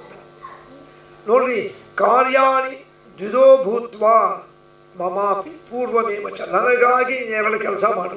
ಒಂದು, ಪಾಂಡವರ ತಲೆಗಳನ್ನು ತಂದು ತೋರಿಸ್ತಾರೆ. ಈಗ ಅವರೆಲ್ಲ ಯುದ್ಧ ಮುಗಿಸುವ ಮಲಗಿರ್ತಾರೆ ಅಲ್ಲ, ಪಾಂಡವರು ಯುದ್ಧ ಮುಗಿತಾರೆ. ಈಗ ಇನ್ನೇ ಮಾಡ್ತಾರೆ, ರಾತ್ರಿ 12-1 ಹೋಗಿ ಮಾತಾಡ್ತಾ ಕೂಡ್ತಾರೆ.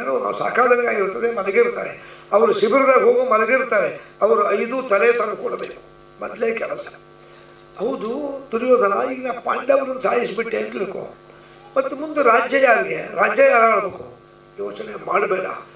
ನನ್ನ ಹೆಂಡತಿ ಭಾನುಮತಿ, ಅಂದ್ರೆ ದುರ್ಯೋಧನನ ಹೆಂಡತಿ ಭಾನುಮತಿ ಅಂತಿದ್ಲು. ಅವಳಲ್ಲಿ ಇನ್ನೂ ಯೌವನ ಇದೆ.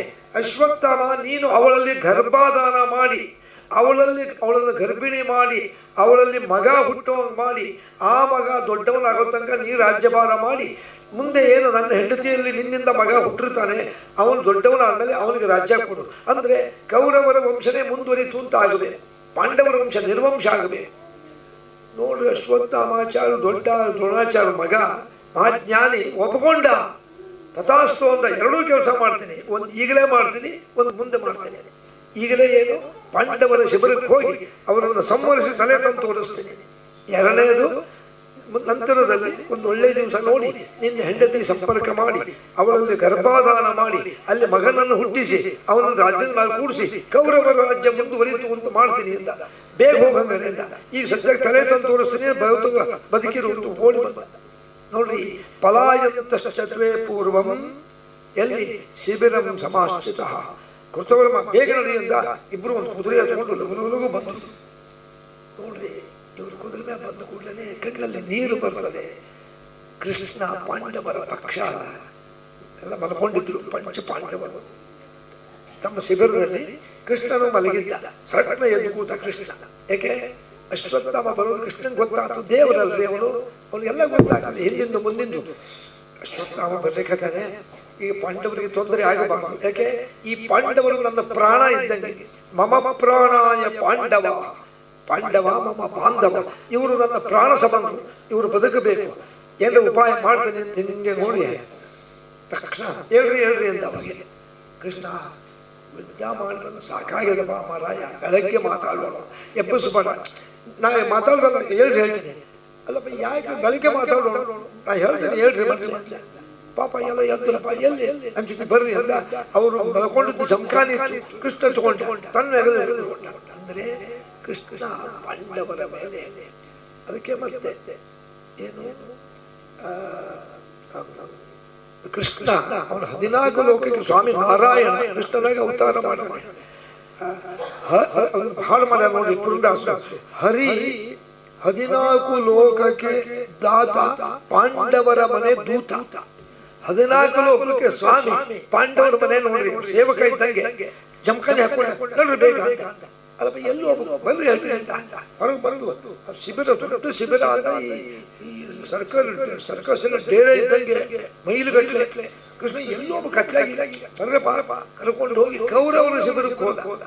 ಎದುರಿಗೆ ಕೌರವರದ ಡೇರೆ ಅಲ್ಪ ಇಲ್ಲಿ ಇದು ಕೌರವರದು ಇಲ್ಲಪ್ಪ. ಒಳಗೆ ಇಲ್ಲಿ ತುದಿ ಕರ್ಕೊಂಡು ಹೋಗಿ ಮಲ್ಕೊಳ್ರಿ ಹಾಸ ಜಮಖಾನಿ. ಏನು ನಿನ್ ಲೀಲೆನೇ ಗೊತ್ತಾಗಲ್ಲ. ಅಲ್ಲಿ ಆರಾಮ್ ಮಲಗಿದ್ದು MBC ಕರ್ಕೊಂಡ್ಬಂದು ಇರ್ಲಿ ಮಲ್ಕೊಳ್ರಿ. ಮಲಗಿಸಿದ ಮೇಲೆ ಅವ್ರು ನಿಂತು ಬಂದ್ಬಿಡ್ತು. ಕೃಷ್ಣ ಮಲ್ಕೊಂಡಿಲ್ಲ, ಅವ್ರು ಹೊತ್ಕೊಂಡಿದ್ರಲ್ಲ, ಅವರ ಕೈಗಳನ್ನು ತಗೊಂಡು ಮ್ಯಾಲೆ ಇಟ್ಟು ಒಂದೊಂದೇ ಉಂಗುರ ತಗೊಂಡ. ಅವರು 5 ಜನ ಪಾಂಡವರು ಉಂಗುರ ತಗೊಂಡು ಮತ್ತೆ ಅವ್ರ ಕೈ ಒಳಗಿಟ್ಟು ಹೊಚ್ಚಿ ಓಡಿ ಬಂದ. ಎಲ್ಲಿಗೆ ಬಂದ? ಮತ್ತೆ ಪಾಂಡವರ ಶಿಬಿರಕ್ಕೆ ಬಂದ. ಆ ಶಿಬಿರದ ಹೊರಗೆ ಸಣ್ಣ ಶಿಬಿರ ಆಯಿತು. ಅಲ್ಲಿ ದ್ರೌಪದಿ ದೇವಿ ಬಂದಿದ್ರು, ಪಾಂಡವರ ಹೆಂಡತಿ. ಅವ್ರಿಗೆ 5 ಜನ ಮಕ್ಕಳು. ಎಲ್ಲರೂ ಇದ್ದಾಗ ಹೋಗ್ಬಿಟ್ಟಿದ್ರು. ಇವರು 5 ಜನ 8 ವರ್ಷ 6 ವರ್ಷ 10 ವರ್ಷ ಕೊನೆ ಹುಟ್ಟಿದ ಮಕ್ಕಳು. ಅವರನ್ನು ಮಲಗಿಸೋರು ಮಲಗಿದ್ರು. ಮತ್ತೊಂದು ಪ್ರಶ್ನೆ ಉದ್ಭವ ಆಗ್ತದೆ. ಅಲ್ಲಿ ಪಾಂಡವರೇನೋ ಯುದ್ಧ ಇತ್ತು ಬಂದಿದ್ರು, ಕೌರವರು ಅವಳು ದ್ರೌಪದಿಯಾಗಿ ಬಂದಿದ್ಲು ಹೇಳ್ತಾರೆ. ಈಗಿನ ಉದಾಹರಣೆ ಕೊಡ್ತಾರೆ. ಎಲ್ಲ ಕ್ರಿಕೆಟ್ ಮ್ಯಾಚ್ ನಡೆದಾಗ ಆ ಕ್ರಿಕೆಟ್ ಪ್ಲೇಯರ್ಸ್ ಹೆಂಡತಿ ಬಂದಿರ್ತಾರೆ ನೋಡ್ರಿ, ತೋರಿಸ್ತಾರೆ ಟಿವಿ ಒಳಗೆ. ಅವ್ರು ತೆಂಡೂಲ್ಕರ್ ಹೆಂಡತಿ, ವಿರಾಟ್ ಕೊಹ್ಲಿ ಹೆಂಡತಿ. ಅವ್ರು ಹೆಂಗೆ ಬಂದಿರ್ತಾರೆ, ನಮ್ಮ ಗಂಡಂದ್ರೆ ಹೆಂಗೆ ಆಡ್ತಾರೆ ಕ್ರಿಕೆಟ್ ನೋಡ್ಲಿಕ್ಕೆ ಬಂದಿರ್ತಾರೆ. ಹಾಗೆ ದ್ರೌಪದಿ ದುರ್ಯೋಧನ ಮಹಾನೀಚ, ಅವನನ್ನು ಭೀಮಸೇನ ಹೇಗೆ ಸಾಯಿಸ್ತಾನೆ ಅಂತ ನೋಡ್ಲಿಕ್ಕೆ ಬಂದಿಲ್ಲಂತವಳು. ಹೇಗೆ ಕುಂದು ಹಾಕ್ತಾರೆ, ಭೀಮಸೇನ ಹೆಂಗೆ ಯುದ್ಧ ಮಾಡ್ತಾನೆ, ಅರ್ಜುನ ಹೆಂಗೆ ಯುದ್ಧ ಮಾಡ್ತಾನೆ ನೋಡ್ಲಿಕ್ಕೆ ಬಂದು ಅವಳಿಗೆ ಬಂದು ಹೇಳಿದ್ರು, ಇಲ್ಲ ದುರ್ಯೋಧನಿಗೆ ತೊಡೆ ಮುರಿದು ಬೀಳಿಸಿ ಈಗ ಸಾಯ್ತಾನೆ. ಅವಳು ಸಂತೋಷ. ಆ ಚಿಕ್ಕ ಮಕ್ಕಳನ್ನ ಕರ್ಕೊಂಡು ಈ ದೊಡ್ಡ ಶಿಬಿರದ ಹೊರಗೆ ಸಣ್ಣ ಒಂದು ಟೆಂಟ್ ಇತ್ತು, ಅಲ್ಲಿ ಮಲಗಿದ್ಲು. ಕೃಷ್ಣ ಓಡಿ ಬಂದ, ಎಲ್ಲ ಮಲಗಿ ಬಿಟ್ಟಿದ್ರು. ಆ ದ್ರೌಪದಿ ಶಿಬಿರಕ್ಕೆ ಬಂದ. ಗಾಢದಿದ್ದಾರೆ ಮಕ್ಕಳೆಲ್ಲ, ಒಬ್ಬೊಬ್ಬರನ್ನೇ ಮಕ್ಕಳನ್ನ ಎತ್ತುಕೊಂಡು ಎಲ್ಲಿ ಮೊದಲು ಪಾಂಡವರು ಮಲಗಿದ್ರು ಅಲ್ಲಿ ಮಲಗಿಸಿ ಅವ್ರ ಕೈಗಳನ್ನ ಹಿಂಗ್ ಮ್ಯಾಲೆ ಹೊಚ್ಚದ ರಗ್ಗು ಎಲ್ಲ ಚಾದರ ಹಿಂಗ ಅವ್ರ ಕೈ ಇಳಿಸಿ ಪಾಂಡವರ ಕೈಯಿಂದ ಉಂಗುರ ತಗೊಂಡು ಬಂದಿದ್ದಲ್ಲ ಆ ಮಕ್ಕಳಿಗೆ ಹಾಕಿದ 5 ಜನಕ್ಕೆ. ಅಂದ್ರೆ ಆ ಉಂಗುರ ಹಿಂದಿನ ಕಾಲದಲ್ಲಿ ವ್ಯಕ್ತಿಗಳನ್ನು ಉಂಗುರದಿಂದ ಕಂಡುಹಿಡಿಯುತ್ತಿದ್ರು. ಮುದ್ರಿಕೆ ಉಂಗುರ, ಇದು ಭೀಮಸೇನನ ಉಂಗುರ, ಇದು ಧರ್ಮರಾಜದ್ದು, ಅರ್ಜುನನ ಸಾಧ್ಯ. ಹಿಂಗಿಟ್ಟು ಕೈಗೆ ಉಂಗುರವನ್ನು ಹಾಕಿ ಕೃಷ್ಣ ಹೊರಗೆ ಹೋಗಿಬಿಟ್ಟ. ಅಷ್ಟೊತ್ತಿ ಬಂದು ನೋಡಿ ಬಂದು ಇದೇ ಪಾಂಡವರ ಶಿಬಿರ ಅಂತ ಕೃತವರ್ಮ ನೋಡಿ. ಸ್ಥಿತೋ ಸಮೀಪಶ್ಚ ಕೃತವರ್ಮ, ನೀನು ಈ ಶಿಬಿರ ಅಂದ್ರೆ ಟೆಂಟಿನ ಬಾಗಲ ನಿಂತು ನಾನು ಒಳಗೆ ಹೋಗ್ತೀನಿ. ಪಾಂಡವರ ಸೈನಿಕರಲ್ಲಿ ಒಳಗೆ ಯಾರು ಮಲಗಿ ಯಾರನ್ನು ಬಿಡೋದಿಲ್ಲ, ಎಲ್ಲರನ್ನೂ ಸಾಯಿಸ್ತೀನಿ. ಯಾಕೆ ನನ್ನ ಯಜಮಾನ ದುರ್ಯೋಧನನ್ನ ಈ ಸೈನಿಕರು ಮತ್ತು ಭೀಮಸೇನ ಸೇರಿ ಸಾಯಿಸ್ಯಾರ, ಇವ್ರನ್ನ ಬಿಡೋದಿಲ್ಲ, ಅಕಸ್ಮಾತ್ ನನ್ನ ಕಣ್ಣು ತಪ್ಪಿಸಿಕೊಂಡು ಬಂದ್ರೆ ಛೇದನ ಮಾಡಿಬಿಡಿ ಅಂತ ಕೃತವರ್ಮ ಅಲ್ಲಿ ದ್ರೋಣಾಚಾರ್ಯ ಅಳಿಯ ಅಂದ್ರೆ ಅಶ್ವತ್ಥಾಮನ ಅಕ್ಕನ ಗಂಡ ಕೃಪಾಚಾರ್ಯ ಅವರು ಇದ್ರು. ಅವ್ರಿಬ್ರು ಕೈಯ ಒಂದು ಖಡ್ಗ ಕೊಟ್ಟು ನಿಲ್ಲಿಸಿದ ನೋಡ್ರಿ. ಅದಕ್ಕೆ ಭಗವದ್ಗೀತೆ ಓದ್ದವ್ರಿಗೆ ಗೊತ್ತದೆ ಏನು ಅಂದ್ರೆ ಮಹಾಭಾರತ ಯುದ್ಧ ಮುಗಿದ ಮೇಲೆ ಯಾರು ಉಳಿತಾರೆ ಪ್ರಶ್ನೆ ಕೇಳಿದ್ರು. ಯಾರು ಅಲ್ಲಿ ಧೃತರಾಷ್ಟ್ರ ಕೇಳಿದ್ದ ಸಂಜಯ ಯಾರು ಉಳಿತಾರಪ್ಪ? ಧೃತರಾಷ್ಟ್ರ ಮಹಾಭಾರತ ಯುದ್ಧ ಮುಗಿದ ಮರುದಿವಸ ಪಾಂಡವರ ಕಡೆ 7 ಅಕ್ಷೋಹಿಣಿ, ನಿಮ್ಮ ಕಡೆ 18 ಅಕ್ಷೋಹಿಣಿ, ಒಟ್ಟು 18 ಲಕ್ಷ ಸೈನಿಕರು, ನಿಮ್ಮ ಕಡೆ 11, ಪಾಂಡವರ ಕಡೆ 7, 11, 7, 18 ಅಕ್ಷೋಹಿಣಿ ಯಾರೂ ಉಳಿಯುವುದಿಲ್ಲ. ಆದರೆ ಉಳಿದಿದ್ರು ಕೆಲವರು 1,000 ಜನ ಉಳಿದಿದ್ರು. ಅವರೆಲ್ಲ ಪಾಂಡವರ ಕಡೆಗೆ ಸಹಾಯ ಮಾಡಲಿಕ್ಕೆ ಬಂದಿದ್ರು. ಯುದ್ಧ ಮುಗಿದ ಮೇಲೆ ನಾಳೆ ಅವರಿಗೆಲ್ಲ ಸಂಭಾವನೆ ಅಂದ್ರೆ ಕಾಣಿಕೆ ಕೊಡ್ಬೇಕಲ್ಲ, ಯುದ್ಧಕ್ಕೆ ಬಂದವರಿಗೆಲ್ಲ ಕಾಣಿಕೆ ತಗೋಬಹುದು. ಗಂಟು ಮುಟ್ಟಿ ಕಟ್ಕೊಂಡು ಅಲ್ಲೇ ತೂಕಡಿಸ್ತಾ ಕೂತಿದ್ರು. ಬೆಳಗಾಗ್ಲಿ ಧರ್ಮರಾಜರ ಹೋಗಿ ಮತ್ತೆ ಯುದ್ಧಕ್ಕೆ ಬಂದಿವಿ, ನಮಗೇನು ಕೊಡ್ತೀರಿ ಇಸ್ಕೊಂಡು ಹೋಗೋಣ ಅಂತ ಕೂತಿದ್ರು. ಬಂದ ನೋಡ್ರೆ ಎಷ್ಟು ಕೂತವ್ರನ್ನ ನಿಂತವ್ರ ತಲೆಗಳನ್ನು ಹರಿಸ್ತಾ ಬಿಟ್ಟ. ಪಾಪ ಅವರೆಲ್ಲ ವಾಪಸ್ ಊರಿಗೆ ಹೋಗಿ ಕಾಯ್ತಿದ್ರು. ತಲೆಗಳು ಚಂಡಾಡಿ ಬಿಟ್ಟ, ಸಿಂಹನಾದ ಮಾಡ್ಲಿಕ್ಕೆ ಹತ್ತಿದ. ಮುಂದೆ ಬಂದ, ಅಲ್ಲಿ ದ್ರೌಪದಿಯ ಅಣ್ಣ ಮಲಗಿದ್ದ ಒಂದು ಕಟ್ಟೆ ಮೇಲೆ. ದುಷ್ಟದ್ಯುಮ್ನ ಅಂತ ಆ ದುಷ್ಟಮಂತ್ರ ಬಂದು ಆ ದುಷ್ಟದ್ಯುಮ್ನೇ ದ್ರೋಣಾಚಾರ್ಯ ತಲೆ ಕತ್ತರಿಸ್ತಾರೆ. ಅಂದ್ರೆ ಅವರು ಅದನ್ನ ಮಹಾಭಾರತ ಕಥೆ ಇರಲಿ, ಒಟ್ಟು ಕೊನೆಗೆ ರಥದಲ್ಲಿ ಕೂತಾಗ ಬಂದು ತಲೆ ಕತ್ತರಿಸಿದ. ನಮ್ಮ ತಂದೆಯನ್ನು ಕೊಂದಂತ ಈ ದ್ರೌಪದಿಯ ಅಣ್ಣ ದುಷ್ಟದ್ಯುಮ್ನ ಹುಡುಕೊಂಡ ಬಂದ. ದುಷ್ಟದ್ಯುಮ್ನ ಅಂದ ಪರಿಚಯ ಇದ್ದವರು ಎದ್ದು ಕೂತು ಯಾರು ನಿನ್ನ ಮೃತ್ಯು ಒಂದು, ನನ್ನ ಮೃತ್ಯುನ ಯಾರು ಮೃತ್ಯು ನೋಡು ಒಂದು ಖಡ್ಗ ತೆಗೆದಕ್ಕೆ ಹೋದ. ಅಶ್ವತ್ಥಾಮ ಅವನ ತಲೆನೇ ಹರಿಸಿಬಿಟ್ಟ. ನೋಡ್ರಿ, ದ್ರೌಪದಿಯನ್ನು ಒಂದು ರೀತಿಯಿಂದ ಕೃಷ್ಣನ್ ತಂಗಿ, ಇವನ್ ದುಷ್ಟದ್ಯುಮ್ನ ಒಂದು ರೀತಿ ಕೃಷ್ಣನ್ ತಮ್ಮ. ಆದ್ರೆ ಹೇಳ್ಬಿಟ್ಟಿದ್ರಲ್ಲ ಯಾರು ಉಳಿಯಲ್ಲ, ತಲೆ ಚಂಡಂಗೆ ಹಾರು ಹೋಗ್ಬಿಡ್ತು. ಬಂದ ಬೆಲ್ಲಿ ಪಾಂಡವರು ಎಲ್ಲ ಮಲಗ್ಯಾರ, ಹುಡುಕೊಂತ ಬಂದ. ದಿನ ಮಲಗೋ ಜಗತ್ ಬಂದು ನೋಡ್ತಾನೆ, ಪಾಂಡವರಲ್ಲ ಪಾಂಡವರ ಮಕ್ಕಳ ಮಲಗ್ಯಾರ. ಉಂಗುರವನ್ನು ನೋಡ್ದ, ಕತ್ಲು ನೋಡ್ದ. 1 ಗಂಟೆ ತನ್ನ ಉಂಗುರದ ಬೆಳಕಿಂದ ಹಿಂಗ್ ನೋಡ್ದ. ಇವನು ಧರ್ಮರಾಜನ ಉಂಗುರ ಇದೆ ಅಂದ. ತಲೆ ಕತ್ತರಿಸಿದ ಮಗುದು. ಇವನು ಭೀಮಸೇನ ಇಲ್ಲಿ ಮಲಗ್ಯಾನ, ಉಂಗುರ ಹಾಕಿದ, ಅವನ ತಲೆ ಕತ್ತರಿಸಿದ. ಇವನು ಅರ್ಜುನ ಅಲ್ಲವರು, ಅವರೆಲ್ಲ ಪಾಂಡವರ ಮಕ್ಕಳು. ದ್ರೌಪದಿಯ ಕೊನೆ 5 ಜನ ಮಕ್ಕಳು, 5 ತಲೆ ಕತ್ತರಿಸಿದ. ಅದನ್ನ ಒಂದು ಪಂಚದ ಕಟ್ಕೊಂಡ ಹೊರಗೆ ಬಂದ. ಯಾರ ಬಂದರು, ಕೆಲವರು ಬಂದರು, ತಲೆ ಕಟ್ಟು ಹಾಕಿ. ಒಳಗೆ ಯಾರು ಉಳಿದಿಲ್ಲಲ್ಲ, ಯಾರು ಉಳಿಲಿಕ್ಕಿಲ್ಲ. ಅಶ್ವತ್ಥಾಮ ಅಲ್ಲಲ್ಲೇ ಮಲಗಿರ್ಬೋದು. ಒಂದು ಕೆಲಸ ಮಾಡಿ, ಈ ಡೇರೆ ಬೆಂಕಿ ಹಚ್ಚಿ ಅಳುದವರು ಸಾಯಿಸ್ತಾರೆ ಅಂತಂದು ಹೊರಬಂದು ಸಿಂಹನಾದ ಮಾಡಿದ. ಪಾಂಡವರನ್ನು ಸಾಯಿಸಿದೆ ಅಂತ ಸಂತೋಷ. ಆದ್ರೆ ಸಾಯಿಸಿದ್ದು ಪಾಂಡವರನ್ನಲ್ಲ, ಪಾಂಡವರ ಮಕ್ಕಳು. ದ್ರೌಪದಿಯ ಕೊನೆ 5 ಜನ ಮಕ್ಕಳು. ಕೃತವರ್ಮ ಬೇಗ ನಡಿ, ದುರ್ಯೋಧನ ಸಾಯೋಕ್ಕಿಂತ ಮುಂಚೆ ಈ ತಲೆ ತೋರಿಸೋಣ ಅಂತ ಓಡೋಡೋಡ್ ಬಂದ. ಪುನಃ ಕುದುರೆ ಮೇಲೆ ಬಂದು ಆಗತಂ ಗುರುಪುತ್ರಂ ವೀಕ್ಷ ದುರ್ಯೋಧನ ಉವಾಚ ಸಹ ಕೃತಕಾರ್ಯಂ ಮಮ ಪೂರ್ಣಂ ಇತ ಪೂರ್ವೋಪಚೋದಿತ. ಬಂದಲ್ಪ, ನಾನು ಆಗ ಪ್ರಾಣೋತ್ಕ್ರಮ ಆಗಲಿಕ್ಕೆ ಸಾಯ್ತಾಯಿದ್ದೀನಿ, ಪಾಂಡವರ ತಲೆ ತಂದೀಯ ನೋಡಿಲ್ಲಿ ಅಂತ ಅವ್ನ ಮುಂದೆ ಉರುಳು ಬಿಟ್ಟ. ಪಂಚಬಿಟ್ಟ ಒಂದು ತಲೆ ತಗೊಂಡ.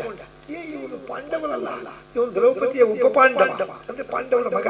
5 ನೋಡ್ದ, ಇವ್ರು ಯಾರು ಪಾಂಡವರಲ್ಲ, ಇವರೆಲ್ಲ ಪಾಂಡವರ ಮಕ್ಕಳು ಅಂದ. ಹಂಗೆ ಪ್ರಾಣ ಬಿಟ್ಟು. ಅಲ್ಲಿಗೆ ಈ ಚಿಕ್ಕ ಮಕ್ಕಳನ್ನ ಸಂಹಾರ ಮಾಡಿದ ಪಾಪವು ಅವನಿಗೆ ಬಂದ್ಬಿಡ್ತು ದುರ್ಯೋಧನಿಗೆ. ಅವನಿಂದ ತಾನೇ ಸತ್ತಿದ್ದವರು. ಇಲ್ಲಿ ಒಂದು ವಿಚಾರ ಇದೆ, ಏನು ಅಂದ್ರೆ ಮಹಾಭಾರತ ಯುದ್ಧ ಆದ್ಮೇಲೆ ಯಾರು ಉಳಿಬೇಕು ಅಂತಿರ್ತದೆ ಅಷ್ಟರಲ್ಲೇ ದೇವರು ಉಳಿಸ್ತಾನೆ. ಅದಕ್ಕೆ ಪಾಂಡವರನ್ನು ಉಳಿಸಿದ. ಅವರ ಮಕ್ಕಳ ಆಯುಷ್ಯ ಮುಗಿದಿತ್ತು, ಸತ್ತರು. ಇನ್ನೂ ಒಂದು ಪ್ರಶ್ನೆ ಇದೆ. ಅಶ್ವತ್ಥಾಮ ಪಾಂಡವರನ್ನ ಸಂಹಾರ ಮಾಡಬೇಕು ಅಂತ ಬಂದಾಗ ಅಶ್ವತ್ಥಾಮ ಬರ್ತಾನೆ ಅಂತ ತನ್ನ ಜ್ಞಾನ ದೃಷ್ಟಿಯಿಂದ ತಿಳಿದಂತ ಕೃಷ್ಣ ಬಂದು ಪಾಂಡವರನ್ನ ರಕ್ಷಣೆ ಮಾಡಿದ. ಅಂದರೆ ಕೊನೆವರೆಗೂ ಪಾಂಡವರಿಗೆ ಏನಾಗದಂತೆ ರಕ್ಷಣೆ ಮಾಡಿದವರು ಯಾರು? ಕೃಷ್ಣ. ಯಾಕ್ರಿ ಏನು, ಯಾಕೆ ಪಾಂಡವರ ಮೇಲೆ ಯಾಕೆ ಅಷ್ಟು ದೇವರಿಗೆ ಪ್ರೀತಿ? ಅಂದರೆ ಪಾಂಡವರು ಕೃಷ್ಣನ ಅವಿಚ್ಛಿನ್ನ ಭಕ್ತರು. ಒಂದು ಕ್ಷಣ ಬಿಡದಂಗೆ ಪ್ರತಿಯೊಂದನ್ನು ಕೃಷ್ಣನ ಕೇಳಿ ಮಾಡುವವರು, ಕೃಷ್ಣ ಧ್ಯಾನದಲ್ಲಿರೋರು, ಕೃಷ್ಣ ಸ್ಮರಣೆ ಮಾಡುವವರು. ಇದಕ್ಕೆ ಎಷ್ಟು ಸೇವಾ ಮಾಡ್ಯಾಗ ಗೊತ್ತಂದ್ರೆ ಕೃಷ್ಣ ಪಾಂಡವರಿಗೆ. ಇವೆಲ್ಲ ಭಜನೆ ಒಳಗೆ ಹೇಳ್ತೀರಿ. ಪಾಂಡವರ ಮನೆಯೊಳಗೆ ಕುದುರೆಗಳ ತೊಳೆದು ಪುಂಡರೀಕಾಕ್ಷನು ಹುಲ್ಲನು ತಿನಿಸಿದ. ಅಂಡಜವಾಹನ ನಮ್ಮ ಪುರಂದರ ವಿಠಲನು ತ್ವಂಡರಿಗೆ ತ್ವಂಡನಾಗಿ ಸಂಚರಿಸುತ್ತಿಹನು. ಹೂವ ತರುವರ ಮನೆಗೆ ಹುಲ್ಲ ತರುವ ಅವಲ ಕುಮಿ ರಮಣ ಇವಗಿಲ್ಲ ಗರುವ. ಪಾಂಡವರ ಮನೆ ಕೃಷ್ಣ ಏನ್ ಕೆಲಸ ಮಾಡ್ಯಾನ್ರಿ? ಮ್ಯಾಲ ಕೂಡ್ತಿದ್ದ ಡ್ರೈವರ್, ಅರ್ಜುನನ ರಥದ ಸಾರಥಿ. ಈಗ ದೊಡ್ಡ ದೊಡ್ಡ ಶ್ರೀಮಂತರ ಮನೆ ಡ್ರೈವರ್ ಇದ್ರೆ ಹೆಂಗೆ ಮಾಡ್ತಾರೆ ಅವನಿಗೆ? ಬಾರೋ ಆ ಕಾರು ಬರಸೋ, ಆ ಕಾರಿನೆಲ್ಲ ಸರಿಯಾಗಿ ಚೆಕ್ ಮಾಡು, ಅಲ್ಲಿ ತೆಗಿ ಇಲ್ಲಿ ತೆಗಿ ಅಂತಂದು ಅವ್ನಿಗೊಂದು ಲೋಟ ಇರ್ತದೆ, ಚಾಯ್ ಹಿಡಿ ಹಾಕ್ತೀವಿ ಅಂತಂದು. ಅಂದರೆ ಡ್ರೈವರ್ನ ಎಷ್ಟೋ ಜನ ಎಷ್ಟು ಕನಿಷ್ಠವಾಗಿ ನೋಡ್ತಾರೆ. ಅಂತ ಕನಿಷ್ಠವಾದ ಡ್ರೈವರ್ ಕೆಲಸ ಮಾಡ್ಯಾನೆ ಕೃಷ್ಣ. ಯಾಕೆ? ಪಾಂಡವರ ಮೇಲೆ ಪ್ರೀತಿ. ಈಗೂ ಅಷ್ಟೇ ಅಶ್ವತ್ಥಾಮ ಬರ್ತಾನೆ ಅಂತ ತನ್ನ ಜ್ಞಾನ ದೃಷ್ಟಿಯಿಂದ ತಿಳಿದು ಪಾಂಡವರನ್ನ ರಕ್ಷಣೆ ಮಾಡ್ದ. ಆಯುಷ್ ಮುಗಿದಂತ ಅವ್ರ ಮಕ್ಕಳನ್ನ ಸಂಹಾರ ಮಾಡ್ದ. ಇದಾಯ್ತಾ? ಹೌದಾ? ಅಶ್ವತ್ಥಾಮ ಆಶ್ಚರ್ಯ ಆಯ್ತು. ಕೃತವರ್ಮ ಪಾಂಡವರು ಜಗದಲ್ಲೇ ಮಲಗಿದ್ರು, ಕೈಯಲ್ಲಿ ಉಂಗುರ ಇತ್ತು, ನಾವು ಪಾಂಡ ಹೇಗೆ ಮೋಸ ಆಯಿತು?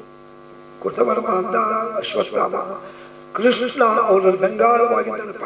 ಅಂದ್ರೆ ಕೃಷ್ಣ ಅವರ ರಕ್ಷಣೆಗಿದ್ದಾಗ ನಮಗೇನು ಮಾಡ್ಲಿಕ್ಕೆ ಸಾಧ್ಯ ಇಲ್ಲ. ಹೌದಾ?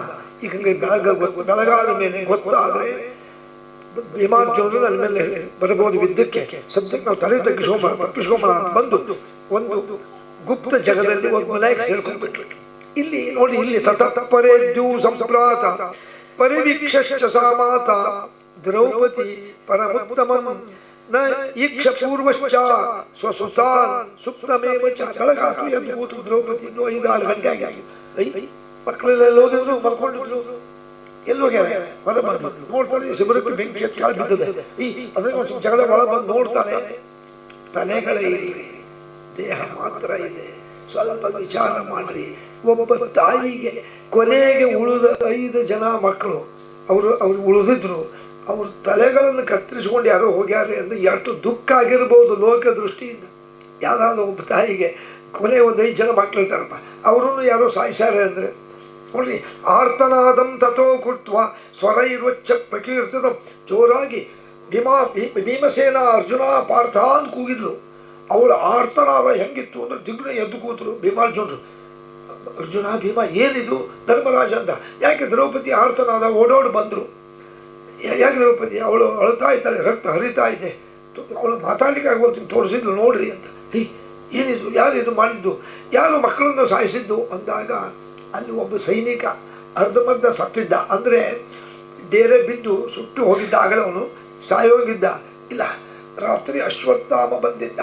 ಇಲ್ಲಿ ಬಂದು ಕೂತವ್ರನ್ನ, ನಿಂತವ್ರನ್ನ, ಮಲಗಿದವ್ರನ್ನ ಸಾಯಿಸ್ತಾ ಬಂದು ಈ ಮಕ್ಕಳನ್ನು ಅವನೇ ಸಾಯಿಸಾನೆ ನೋಡಿ. ತತ್ಸುತ್ವಾ ತದೇವಶ್ಚ. ಅದನ್ನು ಕೇಳಿದ ಕೂಡಲೇ ಸಿಟ್ಟಿಷ್ಟು ಬಂತು ಭೀಮಾರ್ಜುನರಿಗೆ. ಎಲ್ಲಿ ಹೋದ ಗೊತ್ತಿಲ್ಲ. ಕೃತವರಮ್ಮನ ಜೊತೆಗೆಲ್ಲ ಹೋಗ್ಯಾರೆ. ಪ್ರತಿಜ್ಞೆ ಮಾಡ್ದ, ದ್ರೌಪದಿ ಸ್ವಲ್ಪ ಸಮಾಧಾನ ಮಾಡ್ಕೊ, ಧರ್ಮರಾಜ ಅಣ್ಣ ಸಮಾಧಾನ ಮಾಡ್ಕೊಳ್ರಿ, ಎಲ್ಲಿದ್ರು ಹಿಡ್ಕೊಂಡ್ಬರ್ತೀನಿ ಗೊತ್ತ ಅಶ್ವತ್ಥಾಮನ್ನ. ಹೇಗೆ ಮಕ್ಕಳು ತಲೆ ಕತ್ತರಿಸಾನೆ ಅವನನ್ನು ಈ ಮರಕ್ಕೆ ಕಟ್ಟಿ ಅವನ ತಲೆ ಕತ್ತರಿಸ್ತೀನಿ ಅಂತ ಓಡಿ ಬಂದಾಗ ಎಲ್ಲಿ ಹುಡುಗರಿ ರಾತ್ರಿ ಹೊತ್ತಿನಾಗೆ ಬೆಳಗಿನ ಜಾವ 3-4 ಗಂಟೆ ಆಗ್ತಾ ಬಂದ ನೋಡ್ರಿ. ಕೃತಕಾರ್ಯಂ ತದೇವ. ಹಿಂದಿನ ಕಾಲದಲ್ಲಿ ಹೆಂಗೆ ಹುಡುಕಿದ್ರು ಅಂತ ಹೇಳಿದ್ರಲ್ಲ. ಯಾವ ರಥದಲ್ಲಿ ಬಂದಿದ್ರು? ಅಶ್ವತ್ಥಾಮನ ರಥ ಯಾವುದು ಗೊತ್ತಿತ್ತು. ಸಣ್ಣ ನೋಡ್ತಾ ಬಂದು ಒಂದು ಕಡೆ ಮೂಲೆ ನಿಂತಿತ್ತು. ಇಲ್ಲಿ ರಥ ಇದೆ ಅಶ್ವತ್ಥಾಮಂದು ಅಂದ್ರೆ ಇಲ್ಲೆಲ್ಲೋ ಇದ್ದಾನೆ. ಮೆಲ್ಲ ಬಂದಾಗ ಸಿಕ್ಕ ಅಶ್ವತ್ಥಾಮ ಹಿಡಿದು ಬಿಟ್ಟರು. ಹಿಡಿದು ಕೈಗೆ ಈ ಹೆಂಗೆ ಕಳ್ಳರನ್ನು ಕಳ್ಕೊಂಡ್ ಬರ್ತಾರೆ, ಕೈ ಬೇಡಿ ಹಾಕಿ ಕೈ ಕಟ್ಕೊಂಡು ಎಳ್ಕೊಂಡ್ ಬಂದ್ರು.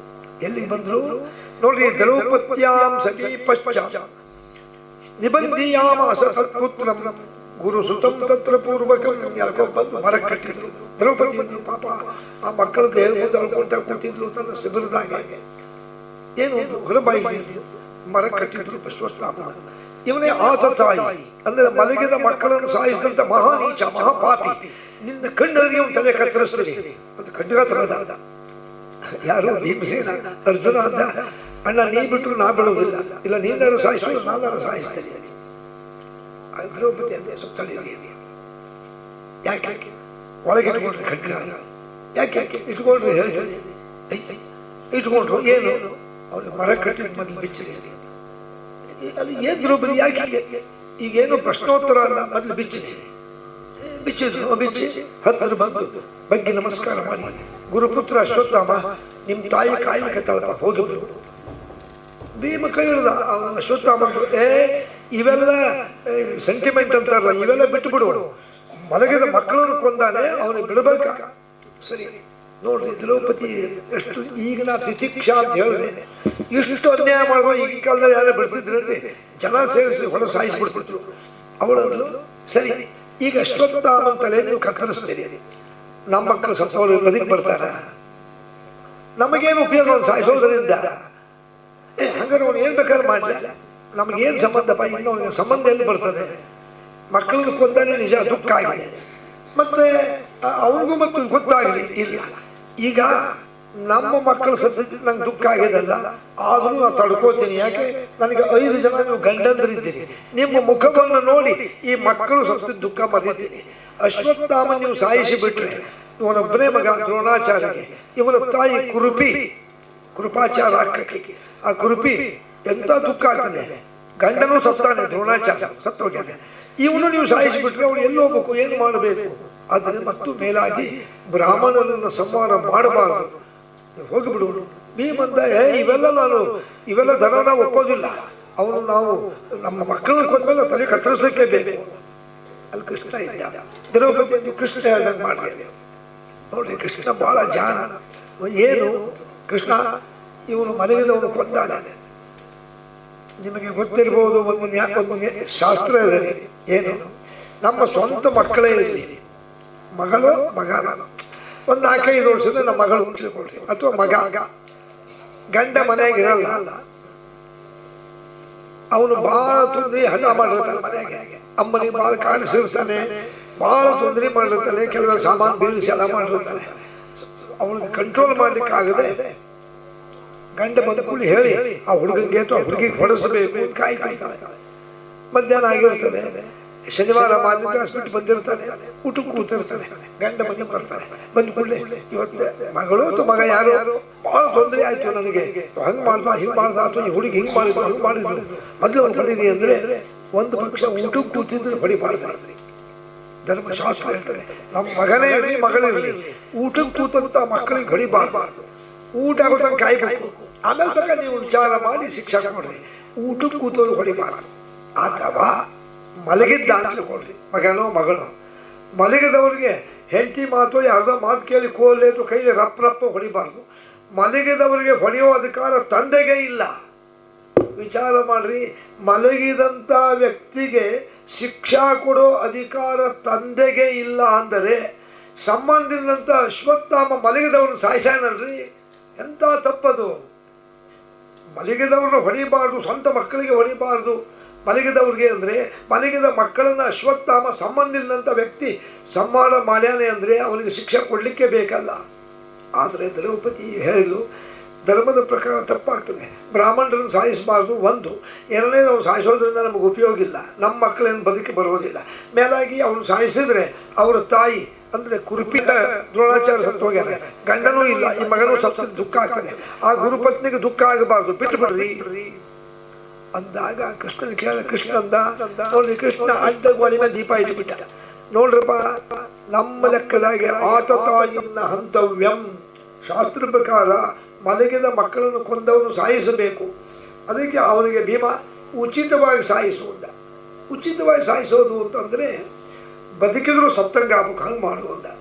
ಅವನು ದೇಹ ಸಾಯಬಾರ್ದು, ಬದುಕಿದ್ರು ಸತ್ತಂಗ ಆಗ್ಬೇಕು ಅಂದಾಗ ಅಶ್ವತ್ಥಾಮ ಅವನು ಹುಟ್ಟಬೇಕಾದ ತಲೆ ಒಳಗೆ ಒಂದು ಬಂಗಾರದ ಮಣಿ ಇತ್ತು, ಹುಟ್ಟಬೇಕಾದ್ರೆ ಇತ್ತದು. ಆ ಮಣಿ ಇದ್ದಿದ್ದರಿಂದ ಅವನಿಗೆ ಸೋಲಿದ್ದಿಲ್ಲ, ಹಸಿವೆ ಬಾಯಾರಿಕೆ ಇಲ್ಲ, ದುಃಖ ಇದ್ದಿಲ್ಲ. ಗೊತ್ತಾಯ್ತು ಭೀಮನಿಗೆ. ಓಡಿ ಬಂದು ಆ ಕೈಯಿಂದ ಒಂದು ಸ್ಕ್ರೂ ಇದ್ದಂಗಿತ್ತು, ಅದು ಹಿಂಗೆ ಮಾಡಿ ತೆಗೆದೇ ಬಿಟ್ಟ. ತಲೆಯೆಲ್ಲ ಗಾಯ ಆಗಿಬಿಡ್ತು. ಭೀಮಸೇನ ಭೀಮ ಅಂದ. ಅವನಂದ, ಭೀಮ ಸಾಯಿಸ್ಬಿಡ್ತಿದ್ದೆ ನಿನಗೆ, ಕೃಷ್ಣನ ಮಾತು ನನ್ನ ಹೆಂಡತಿ ಮಾತನ್ನ ಬಿಟ್ಟಿನಿ, ಕಣ್ಣಿಗೆ ಕಾಣಿಸ್ದಂಗೆ ಹೊರಟು ಹೋಗು ಅಂತ. ಸ್ವಲ್ಪ ದೂರ ಹೋದಾಗ ಕೃಷ್ಣ ಹಿಂದೋಗಿ, ಅಶ್ವತ್ಥಾಮ ಎಂತ ನೀನು ತಪ್ಪು ಮಾಡ್ತೀಯಪ್ಪ. ಅವ್ರು ಹುಡುಗರು ಏನು ಮಾಡಿದ್ರು, ಕೃಷ್ಣ ಎಲ್ಲ ನೀ ಪಾಂಡವ ಪಕ್ಷಪಾತಿ, ನೀನು ನನಗೆ ಮೋಸ ಮಾಡಿ ಆ ಪಾಂಡವರನ್ನು ರಕ್ಷಣೆ ಮಾಡಿ ಉಪ ಪಾಂಡವರನ್ನು ಮಲಗಿಸಿಯ. ನೋಡು, ಇವತ್ತಿಲ್ಲ ನಾಳೆ ಮತ್ತೆ ನಾ ಬಂದೇ ಬರ್ತೀನಿ, ನಿನ್ನ ಪಾಂಡವರನ್ನು ಕೊಂದೇ ಕೊಲ್ತೀನಿ ಅಂದ. ಹೌದಾ? ಆತಪ್ಪ, ನಿನ್ನ ಪ್ರಯತ್ನ ನೀ ಮಾಡು, ನಾ ರಕ್ಷಣೆ ಹೆಂಗೆ ಮಾಡ್ಬೇಕು ನಂಗೆ ಹೋಗು ಅಂತ ಹೋದ. ವಾಪಸ್ ಬಂದು ವಿಚಾರ ಮಾಡ್ದ.